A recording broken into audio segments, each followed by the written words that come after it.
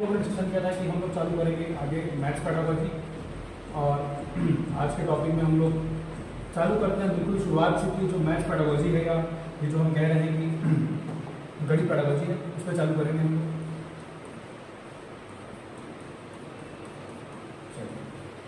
तो सबसे पहले तो मैं ये मान के चलूँगा कि यदि हम लोग मैथ्स पेडागोजी की ओर आगे बढ़ रहे हैं, यदि हम लोग गणित का जो शिक्षण शास्त्र है, पेडागोजी का मतलब अब जान रहे हैं शिक्षण शास्त्र ही होगा, और यदि मैं उस पर बढ़ रहा हूँ तो मैं ये मान के चलूँगा कि जो छोटी मोटी जो भी आधारभूत अवधारणा होती है गणित की वो सभी चीज़ें आपको पता होगी। यदि वो छोटा मोटा यदि कॉन्सेप्ट आपके मन में क्लियर नहीं होगा तो शायद कुछ चीज़ों को जो मैं एग्जाम्पल यहाँ पर बताऊँगा वो क्लियर नहीं हो पाएगा। तो इसीलिए कम से कम मैं इतना मान के चलता हूँ कि आपको जो थोड़ा बहुत जो बेसिक कॉन्सेप्ट मैथ्स का पता होना चाहिए आपको पता होगा। और बिना देरी करे मैं चालू करता हूँ। सबसे पहले ये देखेंगे कि जो मैथ्स है, ये गणित जो है वो कहाँ से आया है। तो हम सभी जानते हैं कि सर ये जो मैथ्स है, या उससे पहले सर हम लोग जो हिंदी में गणित कहते हैं वो गणित सर मैथ्स से आया है। और ये जो मैथ्स है या फिर आप बोलें कि सर यही मैथमेटिक्स है,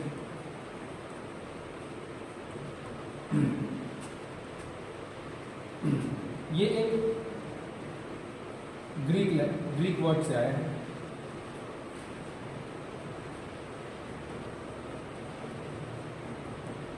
वो जो ग्रीक शब्द है वो है मैथमा।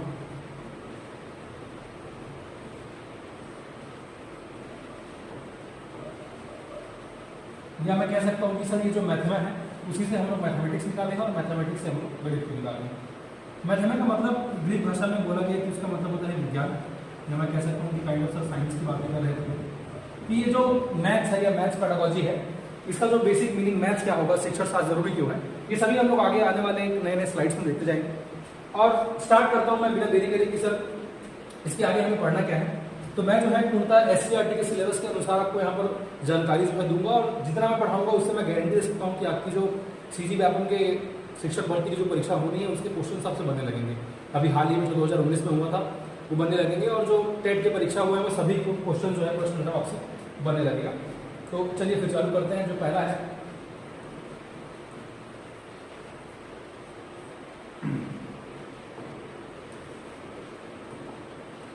गणितीय सोच।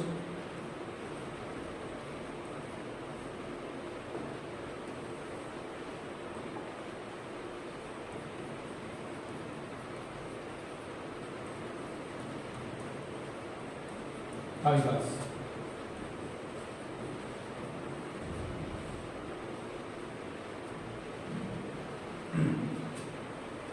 तीन प्रकार की बात करेंगे हम लोग।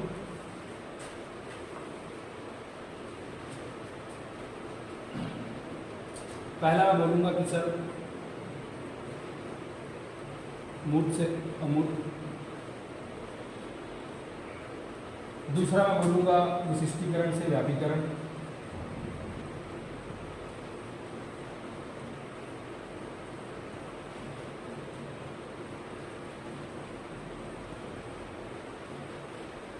और तीसरा मैं बोलूंगा सोपान क्रमिक संरचनाएं।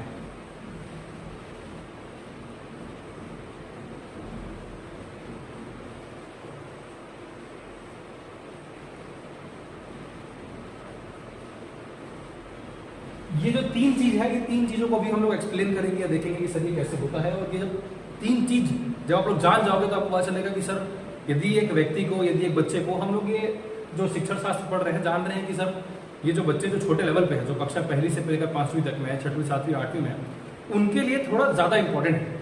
क्योंकि जब बच्चा 9वीं 10वीं 11वीं 12वीं में जाएगा ना तो उसका जो संज्ञानात्मक विकास है वो ठीक ठाक ऑलरेडी हो चुका रहेगा। तो ज़रूरी ये है कि सर जब एक बच्चे को बहुत छोटा है और यदि उसे मुझे गणित सिखाना है तो जो गणितीय विचार है वो किस तरीके से उत्पन्न होगा, या मैं उस बच्चे को गणित कैसे सिखा सकता हूँ। तो उसके लिए मनोवैज्ञानिकों ने माना कि सर उसके लिए जरूरी है कि उसे हम तीन प्रकार की प्रक्रियाओं से गुजारें। एक हो गया मूल से अमूल, दूसरा हो गया विशिष्टीकरण से व्यापीकरण, और तीसरा हो गया सोपान क्रमिक संरचनाएं। इसे यदि इंग्लिश में बोलना होगा कि सर इसे हम क्या बोलेंगे, तो मैं कह सकता हूँ कि मूल से अमूल का मतलब क्या है कि सर उस बच्चे को हम लोग कॉन्क्रीट से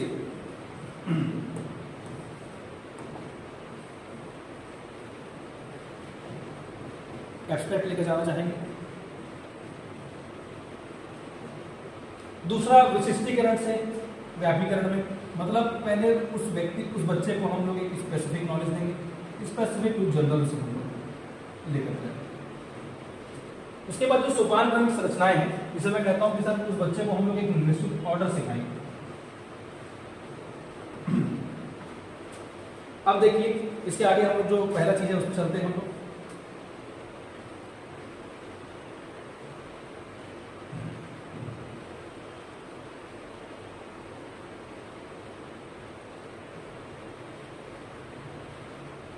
ठीक, अब जो पहला है जो कि मेरा क्या है, मूर्त से अमूर्त।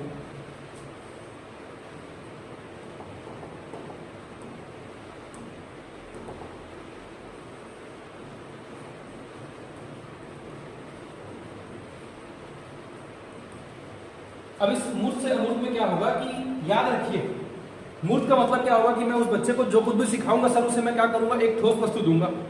ठोस वस्तु को देने के बाद वो बच्चा जो है उस चीज को क्या करेगा, अनुभव करेगा।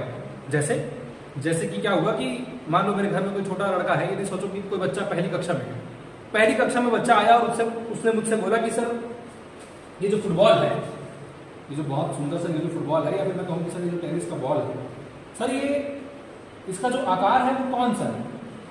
तो मैंने उस बच्चे को कहा कि इसका जो आकार है ना वो गोला है। तो बच्चे ने अपने मन में गोलाई की अवधारणा बना ली कि सर ठीक है कि यदि मैं कभी भी फुटबॉल को देखूंगा तो उसे मैं बोल सकता हूं कि उसका जो निश्चित आकार होता है वो क्या होता है, गोला होता है। अगले दिन वही बच्चा मेरे पास आया और बोलता है कि सर ये जो मैं साइकिल चला रहा हूं, साइकिल का जो टायर है वो टायर का आकार क्या है। तो मैंने कहा कि यार वो जो साइकिल का जो टायर है ना वो भी और कुछ नहीं, वो भी गोला है। तो बच्चे ने कहा चलिए ठीक है, आप जो कह रहे हैं वो भी ठीक है कि आप कह रहे हैं कि सर अभी आपने जो कल मुझे बॉल बताया था वो भी गोला है, आज जो मैंने साइकिल का टायर आपको कहा वो भी गोला है। अब क्या हुआ कि बच्चा जो है अगले दिन, अब चूंकि बच्चा जो है जिज्ञासी प्रवृत्ति का रहेगा ही, वो धीरे धीरे वो चीज़ों के बारे में जानना चालू करता है। उसने ना बॉल का अनुभव कर लिया है कि यार जब भी मैं फुटबॉल देखूंगा तो मैं कह सकता हूँ कि मम्मी को बोलेगा मम्मी ये जो फुटबॉल है ना ये गोलाई की अवधारणा है, मतलब यही गोलाई होता है। अब बच्चा थोड़ा आगे बढ़ा, उसने साइकिल चलाया, साइकिल का जो टायर होता है उसको पता चला कि ये जो टायर है ना वो भी और कुछ नहीं मेरा क्या है, गोला है। कुछ दिन बाद उसे उसके पापा ने बोला कि यार ये जो पंखे का ये जो गोल वाला जो ब्लेड है ना वो खराब हो गया। तो बेटे ने कहा कि गोल मतलब पंखा भी गोल है। उसने कहा कि हाँ ये जो पंखा है उसका भी आकार गोल है। तो धीरे धीरे मैंने क्या किया कि उस बच्चे को पता चला कि यार ये जो गोला है ना वो कोई एक चीज का नहीं है, मतलब गोला भी आकार है। आकार है इसका मतलब क्या है कि उसे आगे चलते ये पता चला कि यार अंत में ये जो पूरा डायग्राम मैं बनाता हूं ना इसी को गोला कहते हैं। जो भी इस चीज के आकार के अंदर आएगा उसे मैं क्या कहने लगूंगा, गोला कहने लगूंगा। अब हो सकता है कि बच्चा धीरे धीरे आगे चल के पढ़ाई में कमजोर रहे, तेज रहे, जैसा भी रहे, बच्चा क्या करेगा, धीरे धीरे आगे बढ़ते जाएगा। क्या ठीक है, हम लोग आगे बढ़ते हैं। अब वही बच्चा यदि मैं किसी 8वीं क्लास के बच्चे को बोलूंगा कि यार बात बताओ सर्कल क्या होता है, मैं बोलूंगा कि बताओ गोलाई क्या होता है। अब जो 8वीं क्लास का बच्चा है ना वो ये नहीं बोलेगा कि सर गोलाई मतलब फुटबॉल, गोलाई मतलब साइकिल का टायर, गोलाई मतलब पंखा, ये नहीं बोलेगा। वो बोलेगा कि सर वो जो आप बोल रहे हो ना कि गोला होता है, वो गोला और कुछ नहीं है सर, वो मेरा एक निश्चित आकार है ये। उसके बाद उस बच्चे ने ये भी कहा कि सर उसका ना एक केंद्र बिंदु होगा जिसे मैं ओ कहूंगा, और उसने कहा कि उसका सर एक रेडियस होगा जिसे मैं त्रिज्या कहूंगा। उस बच्चे ने बताया कि सर जो पूरा है ना उसको मैं डायमीटर बोलता हूं, और हमारे गणित वाले सर ने ये भी सिखाया है कि इसका जो परिमाप होगा वो सर और कुछ नहीं 2 पाई और r होगा। तो r ये रेडियस है। उस बच्चे ने कहा कि सर उसका जो क्षेत्रफल होगा, उसका जो एरिया होगा वो और कुछ नहीं सर क्या होगा, पाई r स्क्वायर। अब देखो ये जो बच्चा जो पहली कक्षा में था यहाँ पर, और वो बच्चा जो 8वीं कक्षा में चला जा चुका है, दोनों के बीच में बात मैंने एक ही की थी गोला की, बात मैंने एक ही की थी गोलाई की, लेकिन दोनों का जो सोच है, जो सोचने की प्रक्रिया है उसमें अंतर आ चुका है, जमीन आसमान का अंतर आ चुका है। जब बच्चा यहाँ पर, जब मैं उसे जैसे ही मैंने शब्द बोला गोला, और गोला कहते ही उसने किसी एक ठोस वस्तु को देख लिया, तो मैं कहूंगा कि सर जैसे ही उसने किसी एक ठोस वस्तु को देखा तब मैं कहूंगा कि सर वो और कुछ नहीं, उसका क्या है, मूर्तिकरण। जिस क्षण जब बच्चा जो है थोड़ा सा बड़ा हो गया और जब मैंने उसे कहा कि यार गोला का मतलब क्या होता है, तो उसने ये सारी अवधारणाएं दे दी। वहां वो जो बच्चा है वो ये जरूरी नहीं समझा कि वहां पर मैं किसी एक ठोस वस्तु के माध्यम से अपने सर को बताऊं। उसका मतलब क्या है कि बच्चा अब क्या करने लगा है, अमूर्तीकरण करने लगा है। अमूर्तीकरण की प्रक्रिया का मतलब क्या है कि अब बच्चे को ये जरूरी नहीं है कि वो हर एक चीज को ठोस वस्तु के माध्यम से क्या करे, दिखाए या बताए।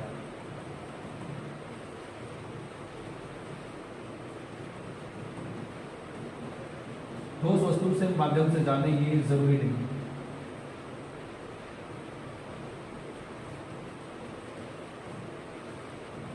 ऐसी कोई प्रक्रिया जहां पर मैं देखूंगा कि सर स्टार्टिंग में बच्चा जो है ठोस वस्तु से किसी चीज को याद रखता है और फिर वो उस प्रक्रिया पे उस अवस्था पे चला जाता है जहां पर उसे कोई एक ठोस वस्तु की जरूरत नहीं पड़ती, उसे मैं कहूंगा कि सर वो मेरा क्या हुआ, वो मेरा हुआ है अमूर्तीकरण। ठीक है, अब ये हुआ मेरा अमूर्तीकरण। जो मेरा पहला चीज था कि सर मूर्त से अमूर्त लेकर जाऊंगा। अब मैं दूसरा लेकर चलता हूं, उसे क्या, विशिष्टीकरण से व्यापीकरण। हम लोग जो गणित सीखते हैं, त्रिभुज सीखते हैं, सब मूर्त से अमूर्त भी सीखते हैं। मूर्त और अमूर्त शब्द जो है वो याद होगा कि आपको जीन पीआईटी का जो ऑपरेशनल स्टेजेस हैं, उनका जो चरण है, विकासात्मक चरण है संज्ञानात्मक विकास का, उसमें जो कॉन्क्रीट और जो फॉर्मल है वही स्टेज है कि बच्चा जो है फॉर्मल में थोड़ा सा अमूर्त चिंतन करने लगता है, वही वाली बात है। ठीक है, आप थोड़ा सा और आगे चलते हैं।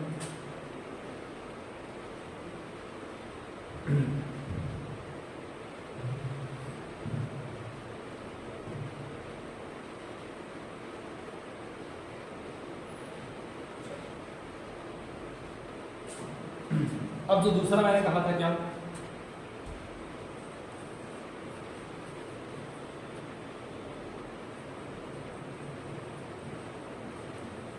विशिष्टीकरण से व्यापीकरण।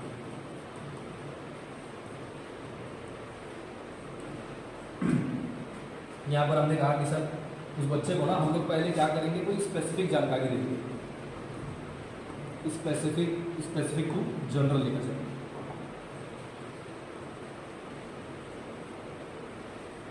ठीक है, चलिए बहुत सिंपल सा एग्जांपल लेता हूं फिर से। मेरे यहाँ कोई 4 साल का बच्चा है। 4 साल का बच्चा चूंकि इधर उधर खेलेगा, घूमेगा, फिरेगा, गाएगा। मैंने उससे पूछा कि यार उसने मुझसे पूछा कि सामने में जो गाय खड़ा है, उसने एक गाय को देखा। उसने बोला कि सामने में जो गाय खड़ा है उसके पीछे में जो लटक रहा है वो क्या है। तो मैंने कहा कि बेटा वो ना उसका पूंछ है।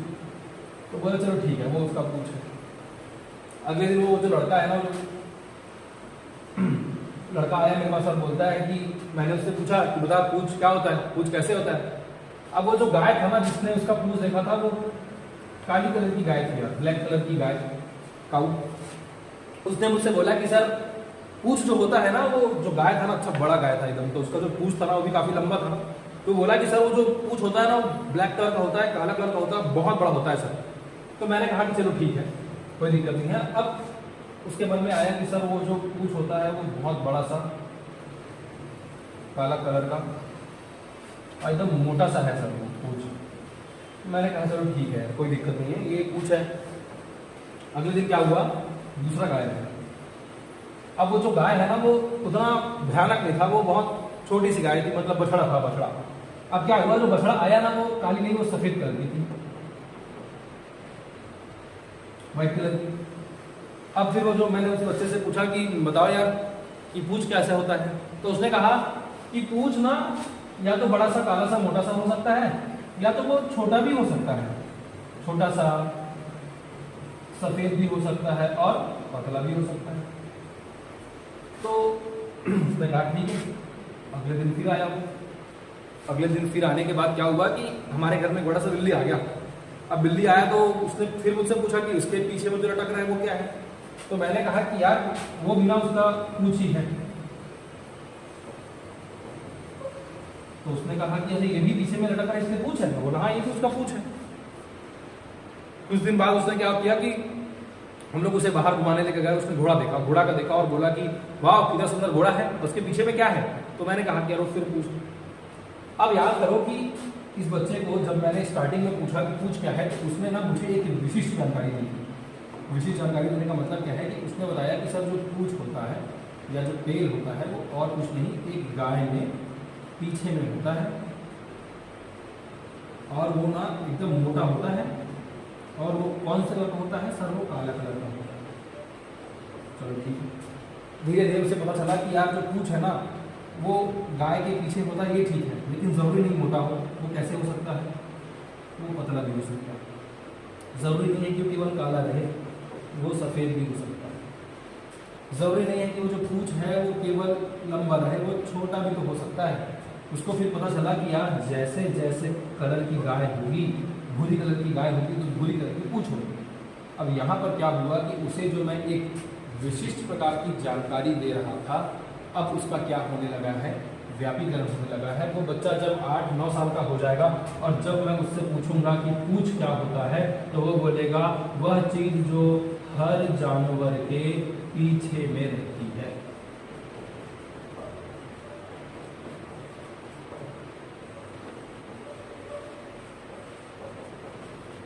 जब वो इस स्थिति पर पहुंच गया कि उसने क्या किया, जब मैंने उसे पूछा कि पूंछ क्या होती है, तो उसने ना गाय का नाम लिया, उसने ना सफेद काला कहा, उसने ना बिल्ली का नाम लिया, उसने ना घोड़ा का नाम लिया। अब वो एक्चुअल में समझ चुका है कि असल में जो पूंछ है वो एक जानवर का भैया एक अभिन्न हिस्सा है। जब इस स्थिति पर हम पहुंच जाते हैं कि हम ये मान लेते हैं, सार्वभौमिकरण हो चुका है कि भैया वो जो पूंछ है वो हर एक जानवर के पीछे लगी रहेगी, तो उसे अब कोई एक विशिष्ट प्रकार के जानवर को याद रखने की जरूरत नहीं पड़ती है।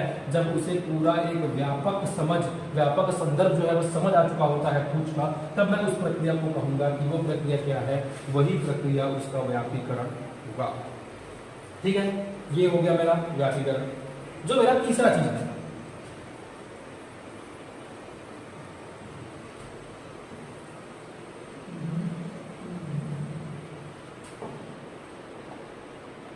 सोपानक्रमिक संरचनाएं।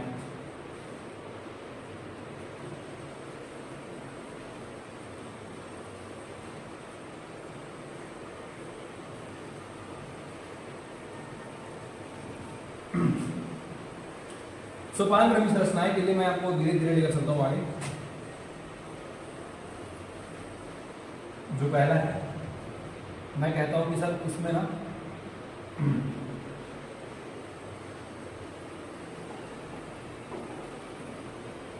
1 2 3 4 5 ऐसे करके पूरे इन्फिनाइट जितने भी नंबर हैं वो सब।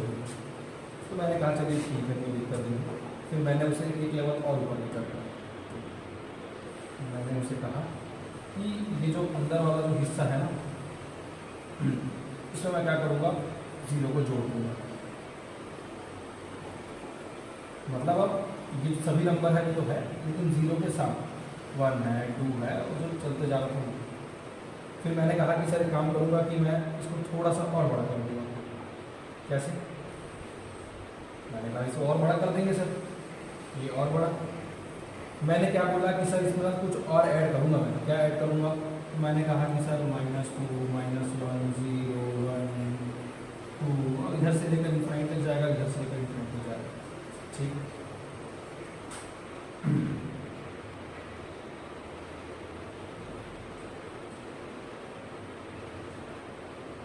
ठीक। अब मैंने कहा कि सर मैं ना इसको थोड़ा सा और बड़ा करूँगा। मैंने कहा यार और बड़ा कैसे करेंगे? मैंने कहा कर सकते हैं सर, चलिए। हमने कहा कि ठीक।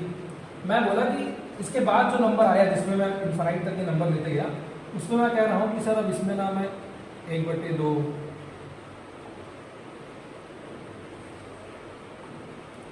1/2 0 -1/2 ऐसे करके इधर जितना इन्फिनिट नंबर जाएगा, इधर जितना इन्फिनिट नंबर जाएगा, मैं सभी को जोड़ते जाऊँगा। अब याद रखना कि जब उस बच्चे को जब मैंने स्टार्ट किया था ना कि 1 2 3 4 5, तो उसे आपको याद होगा कि हम लोग उसे क्या सिखाते हैं कि बेटा ये जो प्राकृत संख्या होता है वो प्राकृत संख्या और कुछ नहीं, एक नंबर जो कि 1 2 3 4 5 से लेकर अनलिमिटेड जगह तक जा सकता है, जिसे आप कहते हो नेचुरल नंबर्स।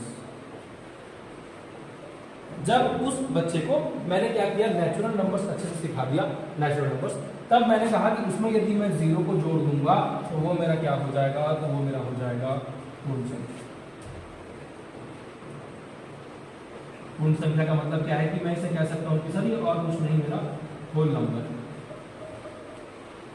मैंने कहा कि जब वो जो होल नंबर है उस होल नंबर में जब मैं कोई ऋणात्मक संख्या को जोड़ दूंगा तब मैं उसे कहने लगूंगा कि अब वो क्या हो गया है, अब वो हो गया है इंटीजर्स। इंटीजर्स का मतलब क्या हुआ, इंटीजर्स का मतलब हुआ भैया कि मैं अब वो जो इंटीजर्स है वो इंटीजर्स का मतलब होता है पूर्णांक। अब भैया वो हो चुका है पूर्णांक। उसके बाद मैंने कहा कि उस पूर्णांक में यदि मैं कुछ चीज यदि मैं उसे न्यूमरेटर में और डिनोमिनेटर में मतलब उसे p बटा q फॉर्म में लिख सकता हूं तो सर मैं उसे कहने लगूंगा कि वो मेरा हो गया है रेशनल नंबर। रेशनल नंबर का मतलब क्या है कि सर अब वो हो चुका है मेरा एक परिमेय संख्या हो चुका है। अब ये वाली प्रक्रिया को आप जरा देखिएगा।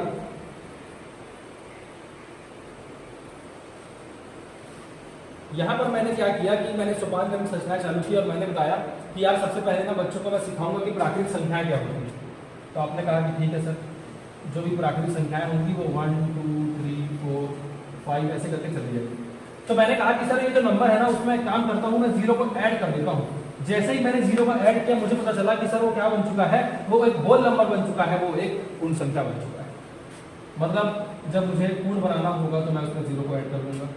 उसके बाद मैंने कहा कि सर जब मैं उसमें ऋणात्मक वाली चीजों को जोड़ता हूँ, नेगेटिव वाली चीजों को जोड़ता हूँ, तब वो एक क्या बन चुका है, वो एक बन चुका है पूर्णांक, या मैं उसे इंटीजर्स बोलूंगा। धीरे धीरे देखिए हमने क्या किया कि सर हम लोग ना अंदर से बाहर की ओर, पहले मैंने उस बच्चे को ये टॉपिक सिखाया, फिर मैंने ये सिखाया, फिर मैंने ये सिखाया, फिर मैंने ये और फिर मैंने। तो ये जो मैंने चरण फॉलो किया ना,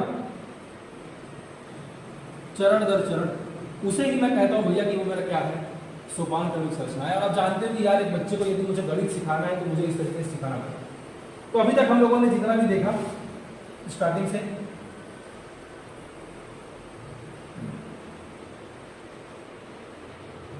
ठीक है, जितना भी हम लोगों ने देखा है इधर,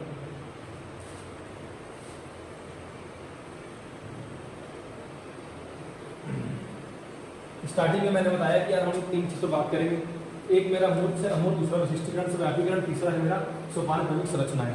उसके बाद मैंने कहा कि यार ये जो तीन तरीके हैं ना, ये गणितीय सोच का विकास है कि बच्चों के अंदर गणितीय सोच इस प्रकार से आते हैं। मैंने कहा कि मूर्त से अमूर्त के लिए मैंने आपको बढ़िया एग्जाम्पल भी दिया कि हम लोग गोलाई से लेकर चलेंगे, और गोलाई से जाने के बाद फिर मैंने बताया कि जब गोलाई का पूरा हो जाएगा तब बच्चा क्या करेगा, धीरे धीरे पहले बॉल से चालू किया, बॉल के बाद वो एक साइकिल के टायर का, फिर मैंने कहा अंतिम में पंखा। फिर मुझे पता चला कि एक दिन जब वो 8वीं क्लास में पहुंच चुका है तो जब मैं उसे गोलाई बताता हूँ तो वो ऐसे चित्रों का उपयोग करता है, तब मैं कहूँगा कि सर उसने अमूर्तीकरण कर लिया। ठीक है, जो दूसरा है मेरा व्यापीकरण से विशिष्टीकरण, विशिष्टीकरण से व्यापीकरण, वहां पर मैंने क्या देखा कि सर मैंने पहले बच्चे को ना पूछ तो धरना सिखाई।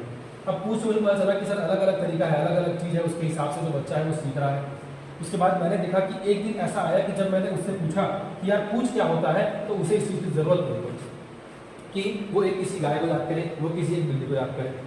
उसके बाद मैंने कहा कि सर अब एक काम करते हैं, थोड़ा और आगे चलते हैं। हमने कहा कि जो सोपान क्रमिक संरचनाएं हैं हम उसकी ओर चलेंगे, और जो सोपान क्रमिक संरचनाएं हैं वहां पर मुझे पता चला कि सर ये जो गणित की प्रकृति है ना, वो धीरे धीरे हमें आगे बढ़ने को बोलती है। हम लोग अचानक से आगे नहीं बढ़ सकते सर। पहले उस बच्चे को प्राकृतिक सिखाना पड़ा, पूर्ण सिखाना पड़ा, फिर पूर्णांक सिखाना पड़ा, उसके बाद मैं उस बच्चे को परिमेय संख्या सिखाना पड़ा। इस प्रकार से हमने क्या देखा कि बच्चों में जो गणितीय सोच है उसका विकास किस प्रकार से हो। तो आगे की क्लास हम लोग देखते हैं बाद में। Thank you.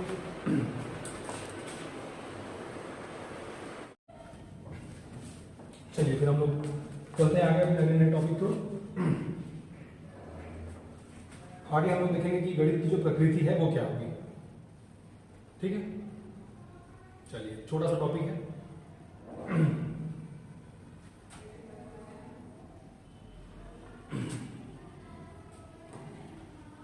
इस तो मैंने पहले ही लिख रखा है क्योंकि मैं जान रहा हूं कि ये जो चीज है वो आपको हमारी जो शिक्षा मनोविज्ञान वाली जो बुक अभी छप रही है उसमें ये चीज आपको पहले ऑलरेडी लिखा हुआ मिल जाएगा। मैंने उसमें से भी कुछ इंपॉर्टेंट पॉइंट्स को ही मैंने यहाँ पर निकाल के रखा है। जैसे पहले कि गणित की जो प्रकृति है वो पूर्णतः अमूर्त है। अमूर्त है कहने का मतलब क्या है कि वो पूरा एब्स्ट्रैक्ट है। आप यदि सोचोगे ना कि उस बच्चे को सर मैं हर एक चीज एक ठोस वस्तु के माध्यम से सिखा पाऊंगा, तो आप बहुत गलत सोच रहे हो। बच्चे को आप कब तक एक ठोस वस्तु के माध्यम से सिखा पाओगे? जब छोटा है, जब बहुत कोई छोटी छोटी अवधारणाएं हैं, बहुत छोटा छोटा कोई कॉन्सेप्ट है, तब तक तो आप उस बच्चे को समझा लोगे। लेकिन जब बच्चा धीरे धीरे बड़ा होगा, उसके सामने में जब गणित के नए नए कॉन्सेप्ट आएंगे, तब ये जो चीज है ना कि सर हम उस बच्चे को ठोस वस्तु से सिखाएं, वो चीज आपको बंद करना पड़ेगा। वो प्रैक्टिकली फिर पॉसिबल नहीं हो पाता है कि हम हर एक चीज उस बच्चे को क्या करें, ठोस वस्तु के माध्यम से सिखा पाए। जो दूसरा है कि गणित में संख्याएं, स्थान, दिशा या माप तौल का ज्ञान प्राप्त किया जाता है। अब यदि मैं गणित से कैसे बता रहा हूं, जो हमने कहा कि सर आप संख्याएं, स्थान को कैसे बोल सकते हो, तो यार जो ज्योग्राफी होता है, जो भूगोल होता है, उस भूगोल में हर एक चीज का एक कोऑर्डिनेट्स होता है। कोऑर्डिनेट्स होने का मतलब देखिएगा कि वो 98.67 डिग्री ईस्ट में है, पूर्वी में है। तो वो जो 98.67 डिग्री, वो जो ऐसे दिखाया रहता है कि सर वो 98.67 डिग्री नॉर्थ लैटिट्यूड में है और वो 23.86 सर ईस्ट लॉन्गिट्यूड में है। देशांतर पूर्वांतर हिंदी में आप जो बोलते हो, उसी की बात कर रहा हूं। तो यहां पर यार यदि उस व्यक्ति को वो जो संख्या है उसी का ज्ञान नहीं होगा, तो वो आगे चल के क्या ही दिशा या स्थान के बारे में जान पाएगा। तो इसीलिए मैंने कहा कि सर वो जो स्थान है, वो जो दिशा है, उसके लिए जरूरी है कि मैं उस व्यक्ति को क्या सिखाऊं, गणित सिखाऊं, माप तौल सिखाऊंगा। यदि उस व्यक्ति को मैं वजन मापना सिखाऊंगा, तो यार पहले वो जो सामने मशीन में जो संख्या आने वाली है, उसको वो जाने तो कि वो संख्या क्या है। गुणा भाग को समझे तो कि एक व्यक्ति किलोग्राम में नाप सकते हैं, कि उसको हम ग्राम में नाप सकते हैं। कोई छोटी वस्तु है, छोटी इकाई है, तो उसे मैं केवल ग्राम में नापूंगा। ये धीरे धीरे करके मैं क्या कर सकता हूं कि मैं उसे बता सकता हूं कि मैं उसे माप तौल का ज्ञान प्राप्त करा सकता हूं। उसके बाद देखिएगा जो तीसरा है कि गणित हमारे विचारों को निर्धारित करने, सटीक होने और हमारे जीवन में स्थानिक अवधारणाओं का उपयोग करने में मदद करती है। कहीं ना कहीं ये जो थोड़ा बहुत ये गणितीय तर्क ही है कि लोग कहते हैं कि मैं आपकी भविष्यवाणी कर देता हूँ, भविष्यवाणी कर देती हूँ। भैया वो लोग भी कहीं ना कहीं एक प्रकार से थोड़े मोड़े मात्रा में गणितज्ञ ही हैं। वो लोगों की जो नेचर है ना, वो मैथमेटिक्स ही है। वो जो गणित की जो प्रकृति है ना, वही इनसे काम को करवाती है। अभी जो मैं आगे चलता हूँ अपने 4th पॉइंट में, कि प्रत्येक विषय की तरह गणित की अपनी एक अलग प्रकृति है। भाषा को पढ़ाओगे तो उसे समझा दोगे कि यार ये वर्णमाला है, ये स्वर है, ये व्यंजन है, ये सारी चीजें हैं। लेकिन जब उस बच्चे को गणित पढ़ाओगे तो थोड़ी आप उसे A for apple, B for ball सिखाओगे। जब हम उस बच्चे को गणित पढ़ाएंगे, जब उसकी गणित की अवधारणा को बहुत व्यापक करेंगे, व्यापीकरण करेंगे, तो जरूरी है ना कि हम उस बच्चे को उस प्रकार के एग्जाम्पल से, सर उस प्रकार के वैरायटी ऑफ जो क्वेश्चन होते हैं, बहुत प्रकार के जो प्रश्न है, हम उस बच्चे को दें। यदि वो बहुत प्रकार के जो प्रश्न है उस बच्चे को हम नहीं दे पाएंगे, तो बच्चा कुछ भी नहीं सीख पाएगा। प्रैक्टिकली इम्पॉसिबल हो जाएगा कि मैं बच्चे को एक ही प्रकार का सवाल सिखाऊं और बच्चा वहां से सीख जाए। तो यहीं पर से मुझे पता चला कि सर बाकी विषय की प्रकृति की तरह ही जो गणित की विषय है, उसकी भी सर अपनी एक अलग क्या है, प्रकृति है। उसके बाद जो 5वां है कि गणित की प्रकृति सार्वभौमिक है, पूरे ब्रह्मांड में एक समान इसकी प्रकृति है। अब यार वो 1 2 3 4 हम लोग यहाँ पढ़ते हैं। अब वो अमेरिका में पढ़े, वो बांग्लादेश में पढ़े, वो चाइना में पढ़े, वो जापान में पढ़े, वो स्टार्ट 1 2 3 4 से ही करेगा। उसके लिए भी जो नेचुरल नंबर्स होते हैं वो 1 2 3 4 होते हैं। उसके लिए भी जो नेचुरल नंबर्स होते हैं, यानी कि जो प्राकृतिक संख्याएं होती है, वो उसके लिए भी 0 1 2 3 4 5 होती है। ठीक, इसलिए सार्वभौमिक यूनिवर्सल। गणित के अध्ययन के आगमन, निगमन, सामान्यीकरण की योग्यता विकसित होती है। सॉरी, गणित के अध्ययन से आगमन निगमन का मतलब क्या है कि बहुत सिंपल है। जो निगमन होता है वो बोलता है कि आप बच्चों को पहले नियम बताइए, फिर उदाहरण दीजिए। आगमन बोलता है कि बच्चों को ना पहले उदाहरण दे दो, उसके बाद क्या करो, बच्चों को विशिष्ट नियम को सिखाओ। ठीक है। अब जो तीसरा चीज है कि सामान्यीकरण का मतलब क्या है कि बच्चा जो है समझने लगता है कि यार ये जो मैंने फॉर्मूला सीखा है वो केवल रेक्टेंगल, आयतन के लिए। कुछ दिन बाद समझता है कि भैया वो जो रेक्टेंगल है वही तो एक चतुर्भुज है, मतलब उसके अंदर एक सामान्यीकरण हो चुका है, व्यापीकरण हो चुका है। किसका? चतुर्भुज। उसके बाद यदि मैं कहूं कि सबसे लास्ट वाला, तो उसमें है कि सूचनाओं एवं स्वयं सिद्ध को आधार मानकर संख्यात्मक निष्कर्ष निकाला। स्वयं सिद्ध, अब ये जो स्वयं सिद्ध है, स्वयं सिद्ध का मतलब क्या होता है कि ऐसा कुछ चीज जो स्वयं में सिद्ध हो चुका, उसे और प्रूफ की जरूरत नहीं है। गणित की जो पूरी प्रकृति है ना, वो बोलता है कि यार गणित को आप प्रूफ नहीं कर सकते। मतलब कुछ चीजों को तो थ्योरम्स को प्रूफ है, लेकिन जो 2 है 1 के बाद ही क्यों आता है, इसे आप कभी प्रूफ नहीं कर सकते, क्योंकि भैया वो स्वयं सिद्ध है। पाइथागोरस थ्योरम जो है उसे हमने प्रूफ किया है, लेकिन मैं उसे लंब ही क्यों कहूंगा, मैं उसे कर्ण ही क्यों कहूंगा, मैं उसे आधार ही क्यों कहूंगा। ये सारा चीज जो है क्या है भैया, स्वयं सिद्ध है। सारा चीज जो है वो एक्सियम्स है, इसे आप बदल नहीं सकते अपनी इच्छा के अनुसार। ठीक है। उसके बाद ही मैंने क्या कहा कि सर उसके आधार पर ही मैं वहां पर से क्या कर रहा हूं, संख्यात्मक निष्कर्ष निकाल पा रहा हूं। इस प्रकार से मैं कह सकता हूं कि सर ये जो गणित की प्रकृति होती है वो बहुत अलग प्रकार की होती है। अब इसके बाद में आगे चल के और हम लोग देखते हैं कि गणित की जो प्रकृति है उसमें और मैं क्या बदलाव कर सकता हूँ, ये इसके आगे और क्या हो सकता है।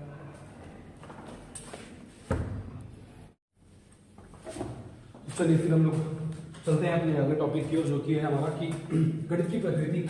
मैंने थोड़ा सा इसके बारे में एक बेसिक आइडिया दे दिया था कि गणित की जो प्रकृति है वो कैसी होती है। अब हम लोग उसके आगे चलते हैं।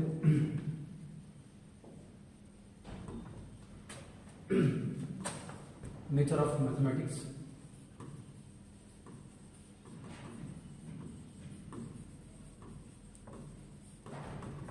इस वाली चीज पर हम लोग दो चीज पर चर्चा करेंगे। एक चीज रहेगा हमारा, इससे पहला कहता हूं मैं कि गणित की प्रकृति ऐसा है कि गणित के जो कथन है, यानी कि जितने भी थ्योरम्स आप सुनते हो वो असंदिग्ध होते हैं। असंदिग्ध होते हैं इसका मतलब क्या है कि उस पर आप शक नहीं कर सकते भैया कि ऐसा क्यों आया। ये जो है इसको इंग्लिश में बोलते हैं अनएम्बिगुअस।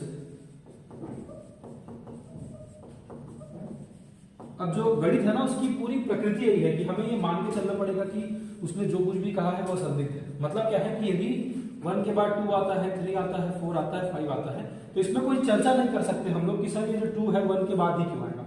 भैया ये सार्वभौमिक है, यूनिवर्सल है, ये हमें मानना ही पड़ेगा। जो दूसरा चीज है जिसके बारे में मैं बता रहा हूं वो है कि हम लोग देखेंगे एक चीज जिसे मैं कहूंगा कि सत्यता की कसौटी। आपके SCERT के यदि आपने बुक देखा होगा डीएलएड वाला, तो उसमें ये चीज को बहुत अच्छे से एक्सप्लेन किया हुआ है और उसको मैं अभी एक्सप्लेन करने वाला भी हूँ। अब जो पहला चीज है जो वो कहता है कि सर गणित के जो कथन होते हैं एम्बिगियस होते हैं, उस पर चलता हूं मैं।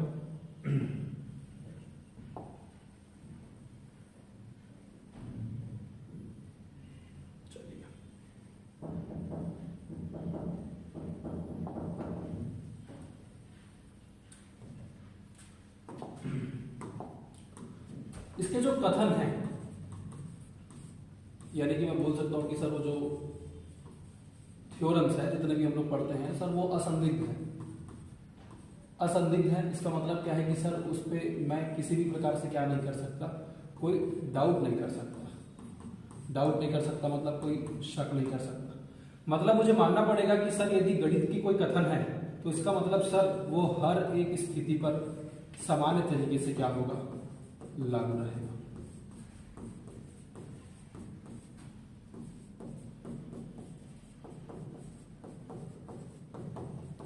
मतलब मैं कह सकता हूं कि सर वो जो कथन है वो और कुछ नहीं, वो सार्वभौमिक है, वो एक यूनिवर्सल है। आप उस पर ये बिल्कुल नहीं कह पाएंगे कि सर ये वाला जो गणित का कथन है क्या ये केवल भारतीय के लिए है, क्या ये बांग्लादेशी लोगों के लिए है, क्या ये पाकिस्तानी लोगों के लिए, ऐसा बिल्कुल नहीं लिया। यदि वो है तो पूरे विश्व के लिए एक समान है।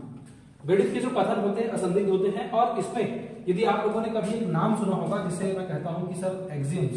एक्सियम्स जो है वो अंग्रेजी शब्द है, इसका जो हिंदी होता है वो होता है अभिगृहित।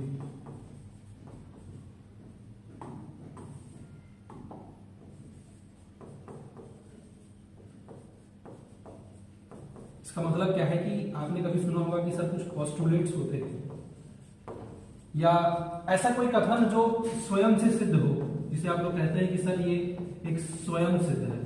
कई बार हम लोग 10वीं क्लास के बोर्ड परीक्षाओं में जो पाइथागोरस प्रमेय को प्रूफ करने के लिए आता था तो हम लोग कहते थे ना कि ये चीज स्वयं सिद्ध है कुछ कुछ चीजों को लेकर।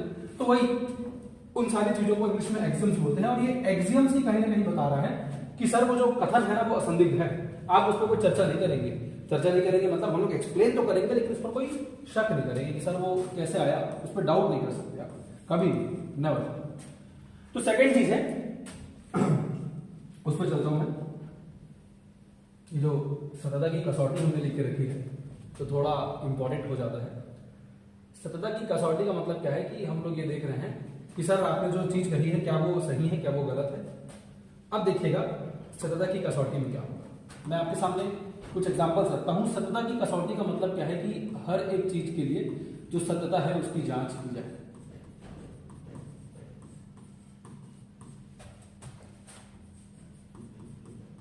ठीक है, सतता की जांच की जाए। इसमें मैं आपके सामने 4 एग्जांपल्स रखता हूं, बहुत बढ़िया छोटे छोटे एग्जांपल्स।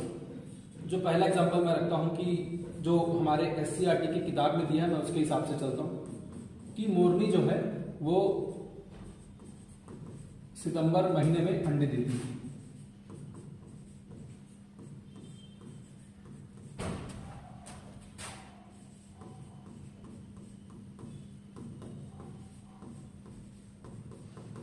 ठीक है, ये मैंने पहला एग्जांपल ले लिया। दूसरा मैं एक और कथन ले लेता हूं, एग्जांपल तो नहीं है, कथन एक प्रकार से हाइपोथेसिस है मेरा ये। दूसरा मैं एक और ले लेता हूं कि ये एक्चुअली नंबर लिखा हुआ है। दूसरा मैं ले लेता हूं कि पानी 100 डिग्री पर उबलता है।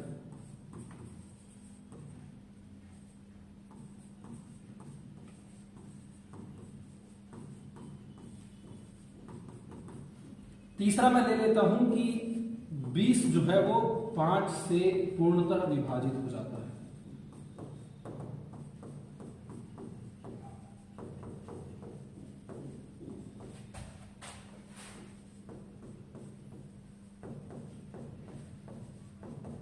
ठीक, और एक और ऑप्शन स्टेटमेंट ले लेता हूं। चौथा स्टेटमेंट मैं कुछ थोड़ा सा अलग हट के लेता हूं इन तीनों से। हालांकि ये जो लिया है मैंने वो एससीईआरटी की बुक से ही लिया है, कोई अपना लॉजिक नहीं लगाया मैंने इसमें।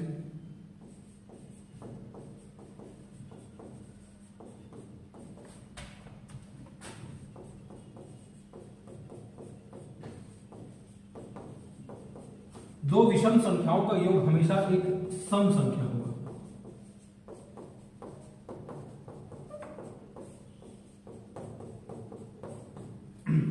ये 4 स्टेटमेंट है। इस 4 स्टेटमेंट की हम लोग क्या करेंगे, सत्यता की जांच करेंगे कि सर ये जो आप कह रहे हो ना कि वो सही है कि नहीं है। आपने 4 स्टेटमेंट तो लिख दिया, इसकी सत्यता की बात करेंगे हम लोग।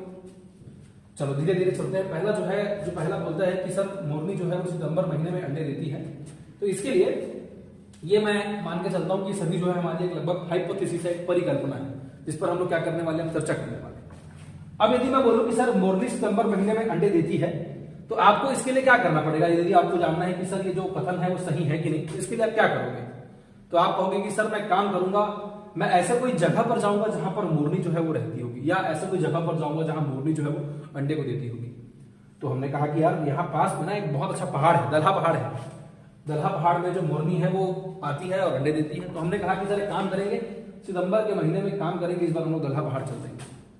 अब मैं दलहा पहाड़ सितंबर के महीने में गया और मेरे को वहां पर पता चला कि यार जो अजय सर बता रहे थे ना वो एकदम सही बात है। हर बार हर सितंबर में आप 4-5 सितंबर तक आप लगातार गए और आपने देखा कि सितंबर में क्या हो रहा है कि वो जो मोरनी है वो क्या कर रही है, अंडे को दे रही है। तो अब आपने क्या किया कि ये जो बात थी, ये जो कहीं से भी परिकल्पना आई थी, ऐसा कि हम लोगों ने सुना है ऐसा होता है करके, ये जो परिकल्पना आई थी, जिसे मैं कहता हूं कि सर ये जो हमारी हाइपोथेसिस आई थी, आपने क्या किया, उसका जांच किया।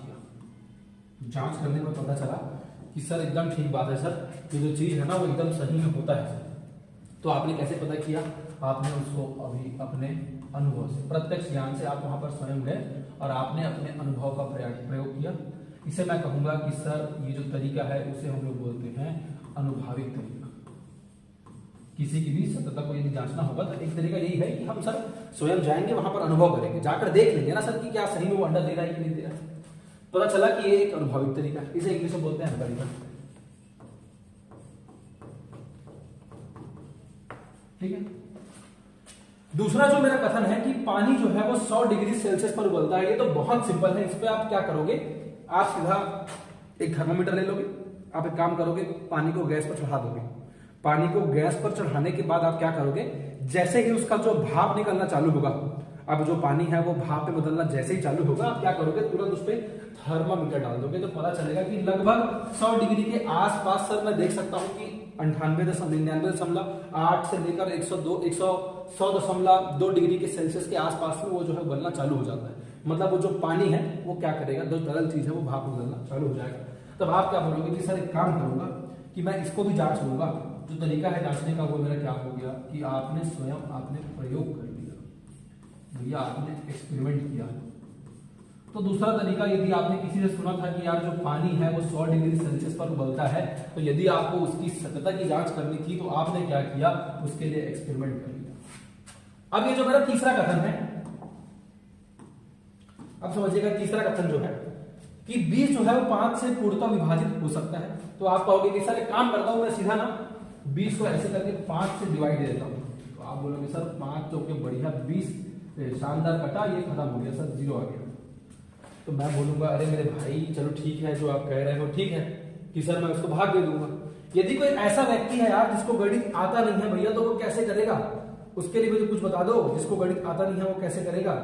तो आप बोलोगे कि सर जिसको गणित नहीं आता उसके लिए थोड़ा मुश्किल हो जाएगा। सर मुश्किल कैसे हो जाएगा? क्योंकि फिर आप बोलोगे कि सर उसको थोड़ा सा ना समझाना पड़ जाएगा कि 5 से कैसे विभाजित होता है। तो आप क्या करोगे कि अलग अलग 1 2 3 4 5 6 7 8 9 10 11 12 13 14 15 16 17 18 19 20 आपने क्या किया? 20 अलग अलग छड़ी को लिया और ना उस व्यक्ति को आपने समझाया कि भाई देख, 1 5 का तेरा जोड़ा ये बना, 1 5 का तेरा जोड़ा ये बना, तीसरा 5 का जोड़ा ये बना और चौथा 5 का जोड़ा ये बना। अब इसमें क्या हुआ? कोई अलग से कोई छड़ी जो है वो बच के नहीं रह गया। इसका मतलब मैं निष्कर्ष निकाल सकता हूं कि जितना भी छड़ी हम लोगों ने लिया वो 5 5 से क्या होने लगा था? विभाजित होने लगा था। तो यहां पर एक तो यह है कि सर जिसको गणित आता है वो अपना क्या करेगा? तर्क लगा लेगा। कौन सा वाला तर्क लगा लेगा? तो सर वो अपना गणित वाला जो तर्क है उसको लगा लेगा। लेकिन याद रखना कि ऐसा कोई सिचुएशन भी तो आ सकता है कि उस व्यक्ति को गणित की जो अवधारणा है, जिसे मैं भाग देने वाला बोलता हूं, वही नहीं आता होगा। तो क्या करेंगे उसके लिए? हम लोग कहेंगे कि सर एक काम करेगा, वो उस चीजों का अवलोकन करके देख लेगा। तो जो हम लोगों ने निकाला कि सर वो एक काम करेगा, वो चीजों का अवलोकन करेगा, यानी कि क्या करेगा? ऑब्जर्वेशन के माध्यम से जाएगा। ये हम लोगों ने 3 चीज को देखा।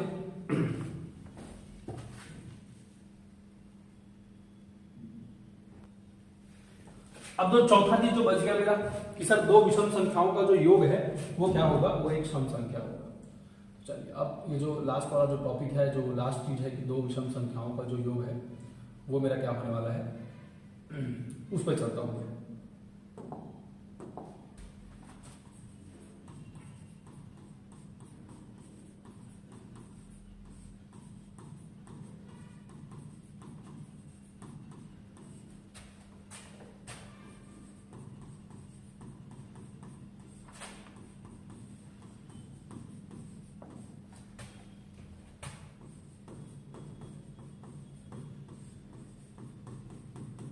ठीक है, इस पर चलते हैं।